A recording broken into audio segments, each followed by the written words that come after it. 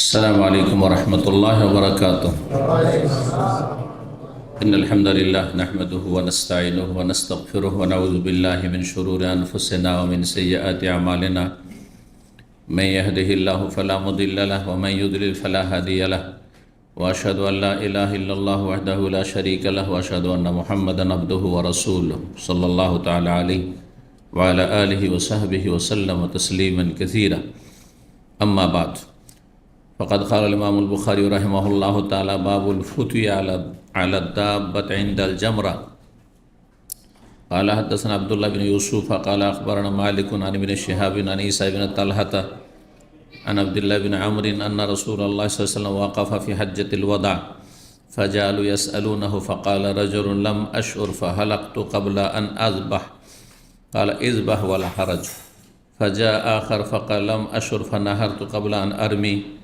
قال: ارمي ولا حرج. فما سئل النبي صلى الله عليه وسلم يومئذ عن شيء قدم ولا أخر إلا قال: ইফআল ওয়ালা হারাজ। মহান আল্লাহর সমস্ত প্রশংসা, সালাত এবং সালাম নাজিল হোক প্রিয় নবী সাল্লাল্লাহু আলাইহি সাল্লামের উপর। সম্মানিত ভাতৃমণ্ডলী, আজ সোমবার 12 জিলকাদা 1445 হিজরি মোতাবেক 20 মে 2024 আমাদের ধারাবাহিক আলোচনা সহিহুল বুখারীর হজের পর্ব নম্বর 25। ইমাম বুখারীর হজের পর্বের অধ্যায় নম্বর 131, হাদিস নম্বর 1736 বলছেন এ অধ্যায়ে বাবুল ফুতিয়া আলা দাব্বাতি ইনদাল জামরা। এ অধ্যায় হচ্ছে বাহনের ওপর চেপে ফতুয়া দেওয়া। ইনদাল জামরা, জামরার পাশে বা জামরায় পাথর মারার সময়। জামরার পাশে নবী সাল্লাল্লাহু আলাইহি সাল্লাম পাথর মারতে গিয়ে অবস্থান করছিলেন, আর সেখানে লোকেরা বিভিন্ন মাসলা মাসাইল জিজ্ঞাসা করতে লাগে। তখন তিনি বাহনের ওপর চেপেছিলেন, ওটের পিঠের উপর, আর সে অবস্থায় ফতোয়া দিয়েছেন। তো এটা জায়েজ কি না? কেন এই প্রশ্ন স্বাভাবিক অনেকের মনে জাগতে পারে, যেখানে ওপর নিচে হয়ে জিজ্ঞাসাকারীর নিচে জমিনে দাঁড়িয়ে আছে, আর উত্তরদাতা নবী সাল্লাল্লাহু আলাইহি সাল্লাম তিনি বাহনের পিঠে উঁচাই। এটা চলবে কি না? নবী সাল্লাল্লাহু আলাইহি সাল্লাম যখন করেছেন তখন আর কারো আপত্তি নেই, তাই না? কিন্তু নবী সাল্লাল্লাহু আলাইহি সাল্লাম থেকে যদি এমনটা প্রমাণ না থাকতো, আর ধরেন কোনো শেখ গাড়িতে বসে আছে, আর একজন নিচে এসে গাড়ির গ্লাসের কাছে ইশারা করে মাসলা জিজ্ঞাসা করছে নিচে দাঁড়িয়ে, কেউ বলতে পারে না না না এটা ঠিক হলো না, গাড়ি থেকে নেমে ফতোয়াটা দিতে হইতো। বলতে পারে না? তাহলে মাসলা জেনে নিলেন এখন যে এমন ফতোয়া নেওয়া দেওয়া জায়েজ কি না। গাড়িতে বসে আছেন আজকালকার জামানায় কোনো আলেম, কোনো শেখ, আর কোনো ব্যক্তির মাসলা মাসালের প্রয়োজন হয়েছে, কোনো কথা ইসলাম সম্পর্কে জিজ্ঞেস করছে, নিচে থেকে জায়েজ না জায়েজ? জায়েজ, প্রমাণিত নবী সাল্লাল্লাহু আলাইহি ওয়াসাল্লাম। সেই যুগের বাহন ছিল উট, আর আজকালকার বাহন হচ্ছে গাড়ি। 1736 নম্বর হাদিস বর্ণনা করেছেন আব্দুল্লাহ বিন আমর বিন আস রাদিয়াল্লাহু তাআলা আনহুমা। বলছেন আন্না রাসূলুল্লাহ ওয়াকাফা ফি হাজ্জাতিল ওয়াদা। রাসূলুল্লাহ সাল্লাল্লাহু আলাইহি ওয়াসাল্লাম অবস্থান করছিলেন বিদায় হজে। এখানে রয়েছে বিদায় হজে অবস্থান করছিলেন বা তিনি থেমেছিলেন। ওয়াকাফা মানে থেমে থাক। এই জন্য গাড়ি থামার জায়গাকে, পার্কিংকে মওকিফ বলা হয়। পার্কিংকে কি বলা হয়? মওকিফ। ইসম জারফ ওয়াকাফা থেকে। নবী সাল্লাল্লাহু আলাইহি ওয়াসাল্লাম থেমেছিলেন মানে অবস্থান করছিলেন। কোথায়? বিদায় হজে। এই হাদিসটা স্পষ্ট নেই কোথায় তিনি ছিলেন, জামরার কাছে না অন্য কোনো জায়গায়। অধ্যায় আছে জামরার কাছে, আগের হাদিসে সেটা স্পষ্ট আছে। এরপরে শেষ হাদিস যেটি অধ্যায়ের আছে তাতে আছে রাসূলুল্লাহ সাল্লাল্লাহু আলাইহি ওয়াসাল্লাম অবস্থান করছিলেন, থেমেছে আলা নাকাতে, তার উষ্ট্রির ওপর, তার বাহনের যে ওটটি ছিল ওটের পিঠে। তো এইভাবে অধ্যায়ের সাথে সবগুলি হাদিসের সমন্বয় মিল রয়েছে। একটি হাদিসে হয়তো একটি বিষয় অতিরিক্ত বর্ণনা করা হয়েছে বিস্তারিত, কিন্তু আরেকটি বিষয় সংক্ষিপ্ত। আরেকটি হাদিসে অন্য দিকটা বিস্তারিত বর্ণনা করা হয়েছে, কিন্তু আরেকটি দিক অসম্পূর্ণ বা সংক্ষিপ্ত। সবগুলির সমন্বয়ে বিষয়টা পারফেক্ট হয়ে পূর্ণরূপে ফুটে উঠছে। তিনটি হাদিস এই মর্মে রয়েছে, একই ঘটনার হাদিস, কিন্তু কথায় কম বেশি রয়েছে। কোনো বিষয় প্রথম হাদিসটিতে বেশি রয়েছে, যেমন বিদায় হজের ঘটনা, এটি অন্য সময় নাই। আর একটি হাদিস তারপর রয়েছে, তাতে রয়েছে যে সে দিনটি ছিল কোন দিন, কোরবানির দিন ছিল সেটা, কোরবানির দিন। তার মানে 11 তারিখ 12 তারিখ পাথর মারার সময় নয়, 10 তারিখের পাথর মারার সময় থাকবে, আর 10 তারিখের বিষয় ছিল সেটি। তো বলছেন নবী সাল্লাল্লাহু আলাইহি ওয়াসাল্লাম বিদায় হজে অবস্থান করছিলেন। ফাজা আলু ইয়াসান, লোকেরা জিজ্ঞাসা করতে শুরু করলো, মাসলা মাসায়। ফাকাল রাজুল, জনকীয় ব্যক্তি জিজ্ঞেস করলো, লাম আশউরু, আমি বুঝতে পারিনি, মানে আমার জানা ছিল না আর কি, আমি বুঝতে পারিনি বিষয়টি। ফাহাল আক্ত কাবলান আজবা, জবাই করার আগে মাথা মুন্ডন করে ফেলেছি। আগে জবাই করতে হবে কোরবানি, নিজের হাত করলে, তারপরে মাথা মুন্ডন। আমি জবাই করার আগেই মাথা মুন্ডন করে ফেলেছি।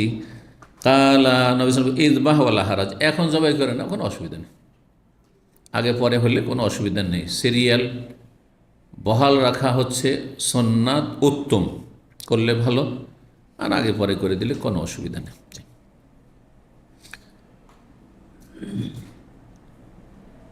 হাজী সাহেবদের জন্য 10 তারিখে সবচেয়ে বেশি কাজ, 10 তারিখে সবচেয়ে বেশি কাজ। এই কাজগুলি ধারাবাহিকতা উত্তম, সুন্নাত, আর যদি কেউ তার আগে পরে করে দেয় কোনো অসুবিধা নেই। এই হাদিসগুলি তা প্রমাণ করে। বলছেন তার ফাজা আখার, অতঃপর আরেকজন আসলো, এসে বললাম আসর, আমিও বুঝতে পারি। নাহার তো কাবলা আনারমি, পাথর মারার আগে আমি কোরবানি করে ফেলেছি, উট জবাই করে দিয়েছে পাথর মারার আগে। আগে কী করতে হবে? সকালে সকালে এসে পাথর মারতে হবে 10 তারিখে। তাহলে এর মেয়ে এখন মেরে নাও, ওয়ালা হারাজ, কোনো অসুবিধা নেই। ফামা সোয়েলান নবী ইয়াউমাইদিন, সেই দিন নবী সাল্লাল্লাহু আলাইহি ওয়াসাল্লামকে এমন কোনো বিষয় সম্পর্কে জিজ্ঞাসা করা হয়নি, এমন কোনো বিষয় আনসাইন কোদ্দেমা, সেটা আগে করে দেওয়া হয়েছে, পরে করা উচিত ছিল। ওয়ালা ওখের, অথবা পরে করা হয়েছে, সেটা আগে করার প্রয়োজন ছিল। ইল্লা কাল, প্রত্যেকটি ক্ষেত্রে বলেছেন তিনি ইফ আল ওয়ালা হারাজ, হ্যাঁ করে ফেলো, কোনো অসুবিধা নেই, যা করেছে করেছে, এখন বাকি যেগুলো বাকি আছে সেগুলো করে ফেলো, কোনো অসুবিধা নেই। 1737 নম্বর হাদিস, ওই হাদিস আব্দুল্লাহ ইবনে আমর ইবনে আস বর্ণনা করেছেন, বর্ণনাকারী সেই, এমনকি সনদে তার ছাত্র তাবেঈ, তিনি এখানে ঈসা ইবনে তালহা, সেখানে ঈসা ইবনে তালহা, তার ছাত্র জোহরি, ওখানে ইবনে শাহাব, তিনি জোহরি, তার ছাত্র গিয়ে ওইখানে ইমাম মালিক, প্রথম হাদিসটিতে এখানে আব্দুল মালিক ইবনে জুরাইজ। হাদিসের সনদে, যারা সনদ নিয়ে চর্চা করেন তাদের জন্য এগুলো উপকারী, যে বিভিন্ন সূত্র থেকে এসে এই 3টি হাদিস আসছে, তার মিল হচ্ছে গিয়ে ইমাম জোহরিতে। ইমাম জোহরির ছাত্র একজন ইবনে জুরাইজ, আর একজন ইমাম মালিক, আর একজন হচ্ছেন সালেহ ইবনে কায়সান।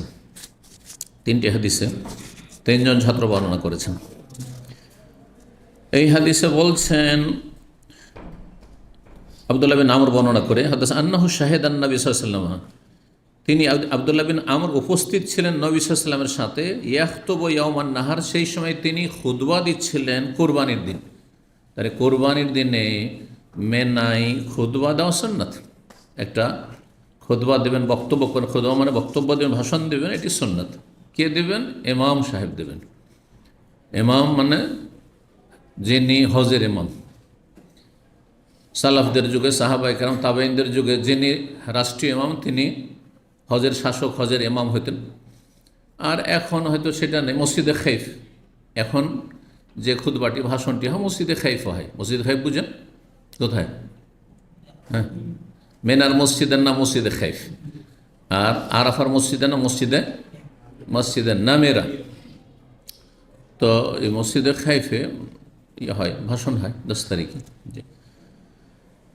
এই সুন্নতুল আমল করেন। নবী সাল্লাল্লাহু আলাইহি ওয়াসাল্লাম সেই দিন খুতবা দিয়েছেন, বক্তব্য করেছেন, কারণ সেদিন প্রয়োজন মানুষের মাসালা মাসাইল জানানোর। ওই দিনের কাজগুলি বিশেষ করে, তারপরের দিন যে বাকি কাজগুলো আছে, অতীতের যে কাজ হয়ে গেছে, আর সেগুলি আর বয়ান করে লাভ নেই 10 তারিখে, কিন্তু 10, 11, 12 তারিখ, 13 তারিখ পর্যন্ত যা করবেন এইসব বিষয়গুলি, আর তার আগে আকিদার বিষয়গুলি। যে ফাকামা ইলাইহি রাজুলুন, নবী সাল্লাল্লাহু আলাইহি ওয়াসাল্লাম তাহলে সেই সময় কী করছিলেন? ভাষণ দিচ্ছিলেন। আর ভাষণও দিচ্ছিলেন উটের পিঠে চেপে। তাহলে উটের পিঠে চেপে ভাষণ দেওয়া জায়েজ, ফতোয়া দেওয়া জায়েজ। গাড়িতে চড়ে কেউ যদি ভাষণ দেয় জায়েজ। তো গাড়িতে চড়ে, গাড়ি উঁচা সরজমিন থেকে, তো গাড়িতে চড়ে যদি ভাষণ দেওয়া জায়েজ হয় তাহলে স্টেজে চড়ে ভাষণ দেওয়া জায়েজ। কথা বোঝা গেছে? তো এখান থেকে নতুন নতুন যে অবস্থার পরিবর্তন হচ্ছে। নবী সাল্লাল্লাহু আলাইহি ওয়াসাল্লাম যেমন স্টেজ তৈরি হইতো না যে আজকে হ্যাঁ অমুক ভাষণ দেবেন, সুতরাং একটা স্টেজ তৈরি করি, কিন্তু আমাদের দেশে জলসা মহফিলে স্টেজ তৈরি হচ্ছে।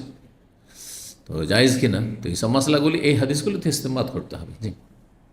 তারপরে নবী সাল্লাল্লাহু আলাইহি ওয়াসাল্লাম মেম্বারে জুমার খুতবা দিতেন, তাই না? তো সুতরাং মেম্বার উঁচা হয়। উঁচার উদ্দেশ্য হচ্ছে যে বেশি জনগণ দেখতে পায়, আর তারপরে যত দেখতে পাবে হ্যাঁ তত বেশি শোনায়, মনোযোগী হবে। আর এসব হচ্ছে উদ্দেশ্য। তাহলে উদ্দেশ্য হচ্ছে ভালো। জি। তো বলছেন যে ওই সময় একজন লোক দাঁড়াইলো, নবী সাল্লাল্লাহু আলাইহি ওয়াসাল্লাম ভাষণ চলছে। ফাকালা কুনতু আহসিবু আন্না কাযা কাবলা কাযা, আমি মনে করতাম যে এটা আগে করতে হবে, এটার আগে। কিন্তু তার মনে করাটা ভুল। প্রথম হজ তো, প্রথম হজ ভুল হবে। বড় বড় আলেম, শাইখুল হাদিস, জীবনে প্রথম হজে এসছে, আসার পরে ভুল করে। তাহলে হাদিস পড়লে, কোরআন পড়লেই যে হজে ভুল হবে এমন কথা নেই। এই জন্য ইন্ডিয়া, বাংলাদেশ, পাকিস্তানের যারা আলেম, সৌদি আরবে থাকেনি, সৌদি আরবে লেখাপড়াও করেনি, আর বিগত কোনো দিন হজও করেনি জীবনে, তারা যদি হজের বই লিখে তাদের ভুল হওয়ার খুব সম্ভাবনা রয়েছে। আর এমনটা হয়েছে। বড় আলেম, তার বক্তব্য শুনলাম, আর আহলে হাদিস, আর হজের বই লিখেছে, বলছে যে বাংলাদেশ থেকে গেলে ইয়ালাম এহরাম বাঁধতে হবে। বইটা লিখছে এই যুগে, এরোপ্লেনের যুগে, আর ফতোয়া দিচ্ছে পানি জাহাজের যুগের। কথা বুঝতে পেরেছেন? আমার কথা বুঝতে পারলেন? পানি জাহাজ কোন দিক থেকে ঢোকে, কোন মিকাত দিয়ে, আর প্লেন কোনটা দিয়ে ঢোকে, এতটুকু নলেজ যদি না থাকে তাহলে এই নলেজটা হচ্ছে কিসের? ভৌগোলিক। সৌদি আরব ভূগোল জানতে হবে, জিওগ্রাফি জানতে হবে। হ্যাঁ, যে প্লেনটা প্রথম সৌদি আরব কোন দিক থেকে আসছে। প্রথম সৌদি আরবে যখন প্লেন ঢুকে তখন এই দিক থেকে ঢুকে, প্রথম দাম্মামের দিক থেকে ঢুকে, আর তারপরে এগিয়ে রিয়াজ হয়, তারপরে তায়েফ যায়। তাহলে ক্রস করছে কোনখান দিয়ে? তায়েফের সাইল বা জাতে এদিক থেকে, তোর ওদিক থেকে। আর যখন পানি জাহাজ ঢুকতো এদিক থেকে, পানি জাহাজ কোথায় যাবে? শুকনোতে চলবে পানি জাহাজ। তাহলে ভারত মহাসাগর দিয়ে এসে লোহিত সাগরে পড়তো, তাহলে দক্ষিণ দিক থেকে আসতো, ইয়ামানের দিক থেকে ঢুকতো, তাহলে সেদিকে আলাম পড়বে। এখনকার 2-4 বছর আগের বক্তব্য তার, বলছে যে আপনারা সব এলাম থেকে হেরাম বাঁধবেন। ফতোয়াটা কেমন হয়ে গেল না? উদ্ভট ফতোয়া, এটা একেবারে ভিত্তিহীন ফতোয়া, জ্ঞান না থাকার কারণে। আমার একজন ওস্তাদ ছিলেন, শাইখুল হাদিস, 40 বছর বুখারী পড়ান। আমি যখন মদিনার ছাত্র, তখন উনি হজ করতে এসছেন, মদিনায় দেখা হইল। তারপর মক্কা গেলেন উমরা করতে, আমার যাওয়ার 2-1 দিন আগে। আর মক্কায় একজন বাঙালি সৌদি ছিলেন, ওনার বাসায়, যেহেতু ভালো আলেম, ওনার বাসায় তার আপ্যায়ন। আমিও গেলাম ওনার বাসায়। উনি হারামে ওই সময় দার্স দিতেন। শেখ হসিউল আব্বাসের যে বর্তমান দার্স হচ্ছে যে চেয়ারে, ওই জায়গায় তিনি দার্স দিতেন, আবু ওমর ফজলুল হক রাহিমাহুল্লাহ তাআলা। তো তিনি ওই বাসাতে গিয়ে, ওই বাড়িতে আছেন, আজিয়াদে বাড়ি ছিল। আমি গেলাম। ওমরা করা কয়েকদিন হয়ে গেছে, ওমরা করা কয়েকদিন। ওমরাতে কী করেছে? 40 বছর ধরে এই কিতাবুল হজ পড়ান, বুখারী পড়ান, যেটা আমি পড়াচ্ছি, ঠিক আছে। আর উনি বাইতুল্লাহ তওয়াফ করেছেন, সাফা মারওয়া সাই করেছেন, চুল কাটেননি। বলছেন হজে তামাত্তু করছি। আমি তখন বললাম যে বাবাজি চুল কেটেছেন, মুরব্বি যেহেতু উস্তাদ, বাবাজি চুল কেটেছেন। বলছে বাবা ওইটা তো করিনি। তাহলে আপনি কেরান করছেন না তামাত্তু? তখন মাথায় টনক পড়েছে। বলছে আমি তো তামাত্তু করছি। তো তামাত্তুতে হালাল হইতে হবে না আপনাকে? কয়েকদিন হয়ে গেছে ওমরা করা। বলছে এখনই হালাল হন। তারপর তার চুল কেটে দিলাম। জি, এই জন্য যে কোনো জিনিস যদি ড্রাইভিং স্কুলে শুধু আপনি থিওরিটিক্যাল পড়েন, এইভাবে গাড়ি চালাতে, এইভাবে করতে হয়, এইভাবে আপনার ক্লাচ আর ব্রেক আর এই করবেন, হ্যাঁ, এইসব যদি পড়ানো হয়, কিন্তু আপনাকে ময়দানে গাড়িতে না নামানো হয়, কিয়ামত হয়ে যাবে, গাড়ি চালাতে পারবেন না। ঠিক না? ঠিক ওই রকমই বাট। তো চলেন, এইখানে সাহাবীরা ভুল করছেন, কারণ প্রথম জীবনের হজ, কিন্তু নবী সাল্লাল্লাহু আলাইহি সাল্লাম কাছে ওহী আসছে, কখন কি করতে হবে, কখন কি করতে হবে, তাই না? জি। বলছেন আমি মনে করতাম যে আন্না কাজা কাবলা কাজা, এটির আগে করতে হবে, ভুল করে ফেলেছি এখন। সোম্মা কামা আখার, আর একজন বলছে কোন তো হাসব আন্না কাজা কাবলা কাজা, আমি আবার মনে করতাম এটা আগে ওইটা আগে, ওইটার পরে, মানে আগে যে প্রশ্নগুলো আমি মনে করতাম যে প্রথম কি করতে হবে, কোরবানি করতে হবে, তারপরে পাথর মারতে। আরেকজন বলছে আমি মনে করতাম যে আগে মাথা মুন্ডন করে নিতে হবে, তারপরে এটা করতে হবে, মানে উল্টো পাল্টা করে সব বলছেন হালাক তো কাবলা আনহার। এই লোক বলছেন যে আমি মাথা মুন্ডন করে ফেলেছি কোরবানি করার আগে, আগে কোরবানি তারপর মাথা মুন্ডন। 3 নম্বরে কি মাথা মুন্ডন, 2 নম্বরে করে ফেলেছেন। নাহার তো কাবলা আর মিয়া, আমি রামি করার আগে, পাথর মারার আগে আমি কোরবানি করি, 2 নম্বরটাকে 1 নম্বরে করে ফেলেছে। ও আসবাহা জালিক, আর এই ধরনেরই বিভিন্ন রকম প্রশ্ন। আর একজন বলছে আমি আগেই তো অফ করে ফেলেছি, যেটা 4 নম্বরে সেটা 1 নম্বরে করে ফেলেছে। এইভাবে ফাকাল নবী, সবাইকে একই উত্তর। সেই দিনের উত্তরই ছিল একটি, সেটি হচ্ছে ইফআল ওয়ালা হারাজ। হ্যাঁ, করো, কোনো অসুবিধা নেই, মানে যা এখন বাকি আছে করো, করো, কোনো অসুবিধা নেই। মানে এই নয় যে কিয়ামত পর্যন্ত এরকম তোমরা ভুল করতেই থাকবে আর তোমরা সিরিয়াল মেনটেন করবেন, এটা উদ্দেশ্য নয়। কিন্তু মানে এখন যা হয়েছে হয়েছে, এখন যা বাকি আছে করো, কোনো অসুবিধা নেই, এটা হচ্ছে উদ্দেশ্য। কিন্তু বিষয়টি ওয়াজিব নয়, সুন্নাত। তারপরে এখনও যদি কেউ ভুল করে, ইচ্ছা করে আপনি সুন্নাতের খেলাফ করবেন না, তারপরে ইচ্ছা করেও যদি করে, যে দেখলো যে আমি এখন দেখছি যে সেলুনে লম্বা লাইন, আর এখানে যদি মাথা মোড়ানো বসে থাকি তাহলে আমার এতে আধা ঘন্টা 1 ঘন্টা চলে যাবে, যাই সকাল সকাল তফ করে চলে আসে, কোনো অসুবিধা নেই। বোঝা গেছে? তবে উত্তম হচ্ছে যে তওয়াফ করার আগে ফ্রেশ হয়ে যাবেন, গোসল করে নেবেন, পরিষ্কার পরিচ্ছন্ন হয়ে যাবেন, এহরামের কাপড় খুলে দিয়ে সেলাই করা কাপড় পরবেন, আতর সুগন্ধি লাগিয়ে নেন। প্রাথমিক হালালের প্রমাণ হচ্ছে আপনি সেলাই করা কাপড় পরলেন আর তারপরে আতর লাগিয়ে নিলেন, এটা প্রাথমিক হালাল বাস্তব প্রমাণ, নিঃসন্দেহ উত্তম। কিন্তু ইচ্ছা করেও যদি সুন্নাতের খেলাফ কেউ করে তো জায়েজ। জি, সুন্নাত মানে ওয়াজিব না, কেন এটা করলেন, কেন না? ইফআল ওয়ালা হারাজ লাহুন্না কুল্লিহিন্না, লাহুন্না কুল্লুহুন্না, এই সমস্ত যতগুলি বিষয়, মানে 4টা যে বিষয় রয়েছে সেদিনের, সেগুলির সবগুলির ক্ষেত্রে একই কথা বলেছেন। লাহুন্না, এই সমস্তগুলি সম্পর্কে বলেছেন ইফআল ওয়ালা হারাজ, করো, অসুবিধা নেই, যেটা বাকি আছে সেটা করো।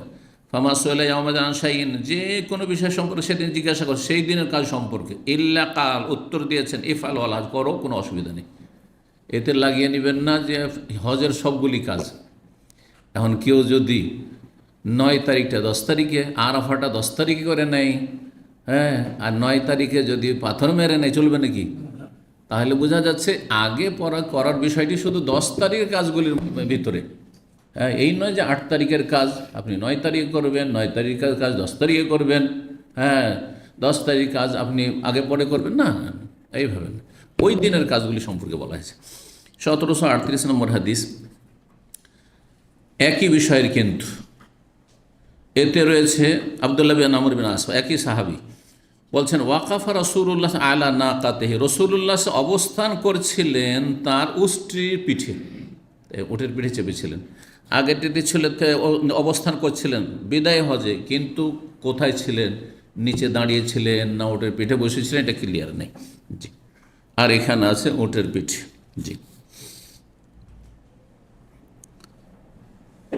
এইরকম অন্য হাদিসগুলি তো রয়েছে, সেটা জামরার কাছাকাছি ছিল, জামরায় পাথর মারতে গেছেন, তখন লোকেরা ওখানে ভুল করে আসছে, ভুল করেছে, বিভিন্ন ভুলগুলি করে ওখানে এসে জিজ্ঞাসা করছে। জি, 132 নম্বর, আর জামরা থেকে মসজিদে খাইফ কাছাকাছি, জামরা থেকে মসজিদে খাইফ বেশি দূরের না, হেঁটে গেলে 5 মিনিটের রাস্তা, যদি রাস্তা খালি তো 5 মিনিটও নয়। জি, 132 নম্বর অধ্যায় বাবুল খুতবা তাইয়া মেনা, এই অধ্যায় হচ্ছে মেনার দিনগুলিতে খুতবা দেওয়া। মেনার দিনগুলি হচ্ছে 10, 11, 12 আর 13 তারিখ থাকলে ভালো। এই দিনগুলির প্রত্যেক দিন একটা করে ছোট্ট ভাষণ দিবেন আর ওই দিনের কাজগুলি করবেন। মসজিদে খাইফে যিনি ইমাম হবেন মেনার, তিনি দেবেন, সব জায়গায় তো দিতে পারবেন না। আর যারা ধরেন মুর্শেদ হয়ে আপনার গাইডে গিয়েছে আর বিভিন্ন তাঁবুতে আলেম আছে, তারা সেই দিনের আমলগুলি বলবেন হাজিদেরকে, তাঁবুতে এক জায়গায় জমা করে বলবেন, সেটাই খুতবা, সেটাই ভাষণ। খুতবা মানে ভাষণ, খুতবা মানে এই নয় যে ওই জুমার খুতবার মতো আর ঈদের খুতবার মতো মেম্বারে চড়বা এভাবে খুতবা দেওয়া আর খুতবা না, এরকম কিছু না। খুতবা মানে ভাষণ, আর জুমার খুতবা ভাষণ, জুমার খুতবা মন্ত্র নয়। এটা বেদাতিরা আপনাদেরকে বুঝতে দেয়নি, যার ফলে আরবি মন্ত্র পড়ছে আর আপনারা কিছুই জানতে পারছেন না। যে জুমার খুতবা, জুমার ভাষণ হবে সুন্নতি খুতবা ইন্নাল হামদুলিল্লাহ পড়ার পরে আর নবীর প্রতি দরুদের পরে আল্লাহর প্রশংসার পরে নিজের ভাষায়, যাতে জনগণ বুঝতে পারে আর কিছু মাসলা শিখে আসতে পারে। সপ্তাহে একটু রিচার্জ হয় ইসলামের। কি রিচার্জ হচ্ছে? জুমা পড়তে গেলেন, চলে এলেন, কিছুই বুঝলেন না আপনি। কিন্তু আপনি একটা আহলে হাদিস মসজিদে যে জুমা পড়েন, আধা ঘন্টার বক্তব্য শুনলেন, আপনার ইমানে কি হলো? ইমানে রিচার্জ হল, ইমান তাজা হইল। অনেক কথা শুনলেন, ইমান আকিদার কথা, আমলের কথা, নামাজের গুরুত্ব, রোজার গুরুত্ব, তো হালাল হারামের রিজিকের গুরুত্ব ইত্যাদি, এগুলো বুঝলেন। তারপরে জলসা মহফিলে সবাই যায় না, এটা বাধ্যতামূলক নয়, কিন্তু জুমা বাধ্যতামূলক, তাই না? মন্তরী মেয়েটা সবাইকে জুমাতে আসতে হবে, যতই বড় ধনকুপ হোক জুমাতে আসতে হবে ওকে। তাহলে জুমাতে যদি বাংলায় বাঙালিদের জন্য আর উর্দু ভাষীদের জন্য, যে এলাকার লোকেরা উর্দু বলে, যেখানে ইংলিশ বলে তো ইংলিশে যদি জুমার খুতবা হয়, তাহলে সমস্ত এই ফকির থেকে শুরু আমির ফকির সবাই ওখানে মজুদ জুমা মসজিদে। সবাই গোটা বছরে 52টি সপ্তাহে 52টি বিষয় সম্পর্কে জানতে পারবে। এক বছরে 52টা বিষয় সম্পর্কে যদি নলেজ হয়ে, বিষয়ভিত্তিক যদি আলোচনা করে, যেমন আমরা বিষয়ভিত্তিক আলোচনা করছি, হ্যাঁ, প্রতি বৃহস্পতিবারে 52টা বিষয় জেনে এলো, তার মানে মন্ত্রী, মিনিস্টার, ধনকুব, দুনিয়ার সমস্ত অফিসার, হ্যাঁ, সবাই ইসলাম সম্পর্কে জ্ঞানী। কিন্তু এই আরবি মন্ত্র পড়ার কারণে যারা জেনারেল শিক্ষিত লোক, পয়সাওয়ালা লোক, সাধারণ লোকের সাথে সাধারণত মিশে না, নেতৃস্থানীয় লোক যারা সাধারণ লোকের সাথে মিশতে পারে না, তারা ইসলাম সম্পর্কে অজ্ঞ থেকে যাচ্ছে, কিছুই জানে না, তারা ইসলামের ফাউন্ডেশনই জানে না, ছোটোতেও শিখেনি, আর বড় হয়ে ওই রকম শেখার আর ক্ষেত্র পায়নি। আর যদি মসজিদে জুমা পড়তে গেছে, যেহেতু সে মুসলিম, জুমা পড়বে, তো সেখানে মোল্লা মন্ত্র পাঠ করেছে, ওই 50-100 বছর আগের গদবাধা 12 চাঁদের 12 খুতবা পড়েছে, যার ফলে জাহেল থেকে গেছে। এই হলো অবস্থা আমাদের, বিশেষ করে উপমহাদেশের যারা দেশ চালাচ্ছে, হ্যাঁ, যাদের হাতে সব কিছু রয়েছে, আইন কানুন রয়েছে, যাদের হাতে পয়সা রয়েছে, তারা দিন শেখার সুযোগই পায় না, দিন শেখার সুযোগ পায় না। জি, আল্লাহ সঠিক বুঝদান করুন এসব বেদাতি মোল্লাকে, এবং আপনাদেরকে এইসব বিষয়গুলি বুঝে এই মোল্লাগুলি যারা বেদাত করাচ্ছে তাদেরকে সংশোধন করাবার তৌফিক দান করুন। আপনারা এই সোজা করতে পারবেন। গ্রামবাসী যখন বলবেন যে আমরা তোমার মন্ত্র শুনতে চাই না, এই জুমার এই মন্ত্র শুনে আমাদের লাভ নেই, আমাদের ভাষায় বাংলা বলে একটা বয়ান দিয়ে দিই, তাহলে না বলবে এর বেদাত, 3 খুতবা তো নেই, একটা বয়ানের বেদাত, তারপরে 2 খুতবা, আবার কেন তিন খুতবা কেন? নবী সাহেব 2 খুতবা ছিল, কথা বুঝতে পারিস? এবার সোজা করতে হবে। মেনার দিনগুলোতে খুতবা দেওয়ান, ভাষণ দেওয়া। 1739 নম্বর হাদিস, ইবনে আব্বাস রাদিয়াল্লাহু তাআলা আনহু হতে বর্ণিত, তিনি বলেছেন, আন্না রাসূলুল্লাহ সাল্লাল্লাহু আলাইহি ওয়াসাল্লাম খাতাবান নাস ইয়াওমান নাহর। রাসূলুল্লাহ সাল্লাল্লাহু আলাইহি ওয়াসাল্লাম খুতবা দিলেন, মানে ভাষণ দিলেন কোরবানির দিনে, ইয়াওমুন নাহর, কোরবানির দিনে 10 তারিখে। ফাকালা, সেই খুতবা, সংক্ষিপ্ত খুতবা, এগুলো সংক্ষিপ্ত ভাষণ ছিল, তার বিষয়বস্তু ছিল, শোনেন, তার একটা বিষয়, ইয়া আইয়ুহান নাস, হে জনগণ, আইয়ু ইয়াউমিন হাজা, আজকের দিনে। তাহলে বোঝা যাচ্ছে যে ভাষণে জনগণকে কোনো কথা জিজ্ঞাসা করতে পারবেন, হ্যাঁ, উত্তর চাইতে পারবেন, এটাও একটা কি, হ্যাঁ, বক্তব্যের, হ্যাঁ, ভঙ্গিমা। বরং এতে বেশি আকর্ষণ হয়। এমনি বলতে আছে ওইদিকে ধরেন ঘুমাচ্ছে, ঝিমাচ্ছে, আর যদি বলেন এটার উত্তর বলেন, চমকে উঠেছে, ঘুম পালিয়ে গেছে, কথা বোঝা গেছে? জবাব না দিলেও ঘুম পালিয়ে গেছে, কারণ সবাই জবাব দেওয়ার জন্য প্রস্তুতি নিচ্ছে। এই জন্য মাঝে মাঝে এরকম করা উচিত। তো এগুলো অন্য ভাষণে, জুমার খুতবায় নয়। আজকাল কিছু নতুন নতুন বক্তাদেরকেও দেখছি জুমার খুতবাটা ওয়াজ মাহফিলের মতো বানিয়ে ফেলেছে। জুমার খুতবাতে জুমা মুসল্লিকে, ঠিক না বে ঠিক, হ্যাঁ, বলেন আপনি, হ্যাঁ, কি বলেন, নাউযুবিল্লাহ, জাহিল খতিব। জুমার খুতবায় নবী সাল্লাল্লাহু আলাইহি ওয়াসাল্লাম এরকম করেননি কখনো, কথা বোঝা গেছে? অন্য ভাষণে। সুতরাং এই পদ্ধতি, যেটা আজকাল এই বাংলায় জুমার খুতবাতির দিকে শুরু করেছে কিছু প্রাথমিক শিক্ষায় শিক্ষিত মৌলবী সাহেবের, এটা ভুল। জি, তো আইয়ো ইয়াউমিন হাজা, এই দিনটি কোন দিন? কালু, তারা বলেছেন ইয়াউমুন হারাম, এটি হচ্ছে সম্মানিত দিন।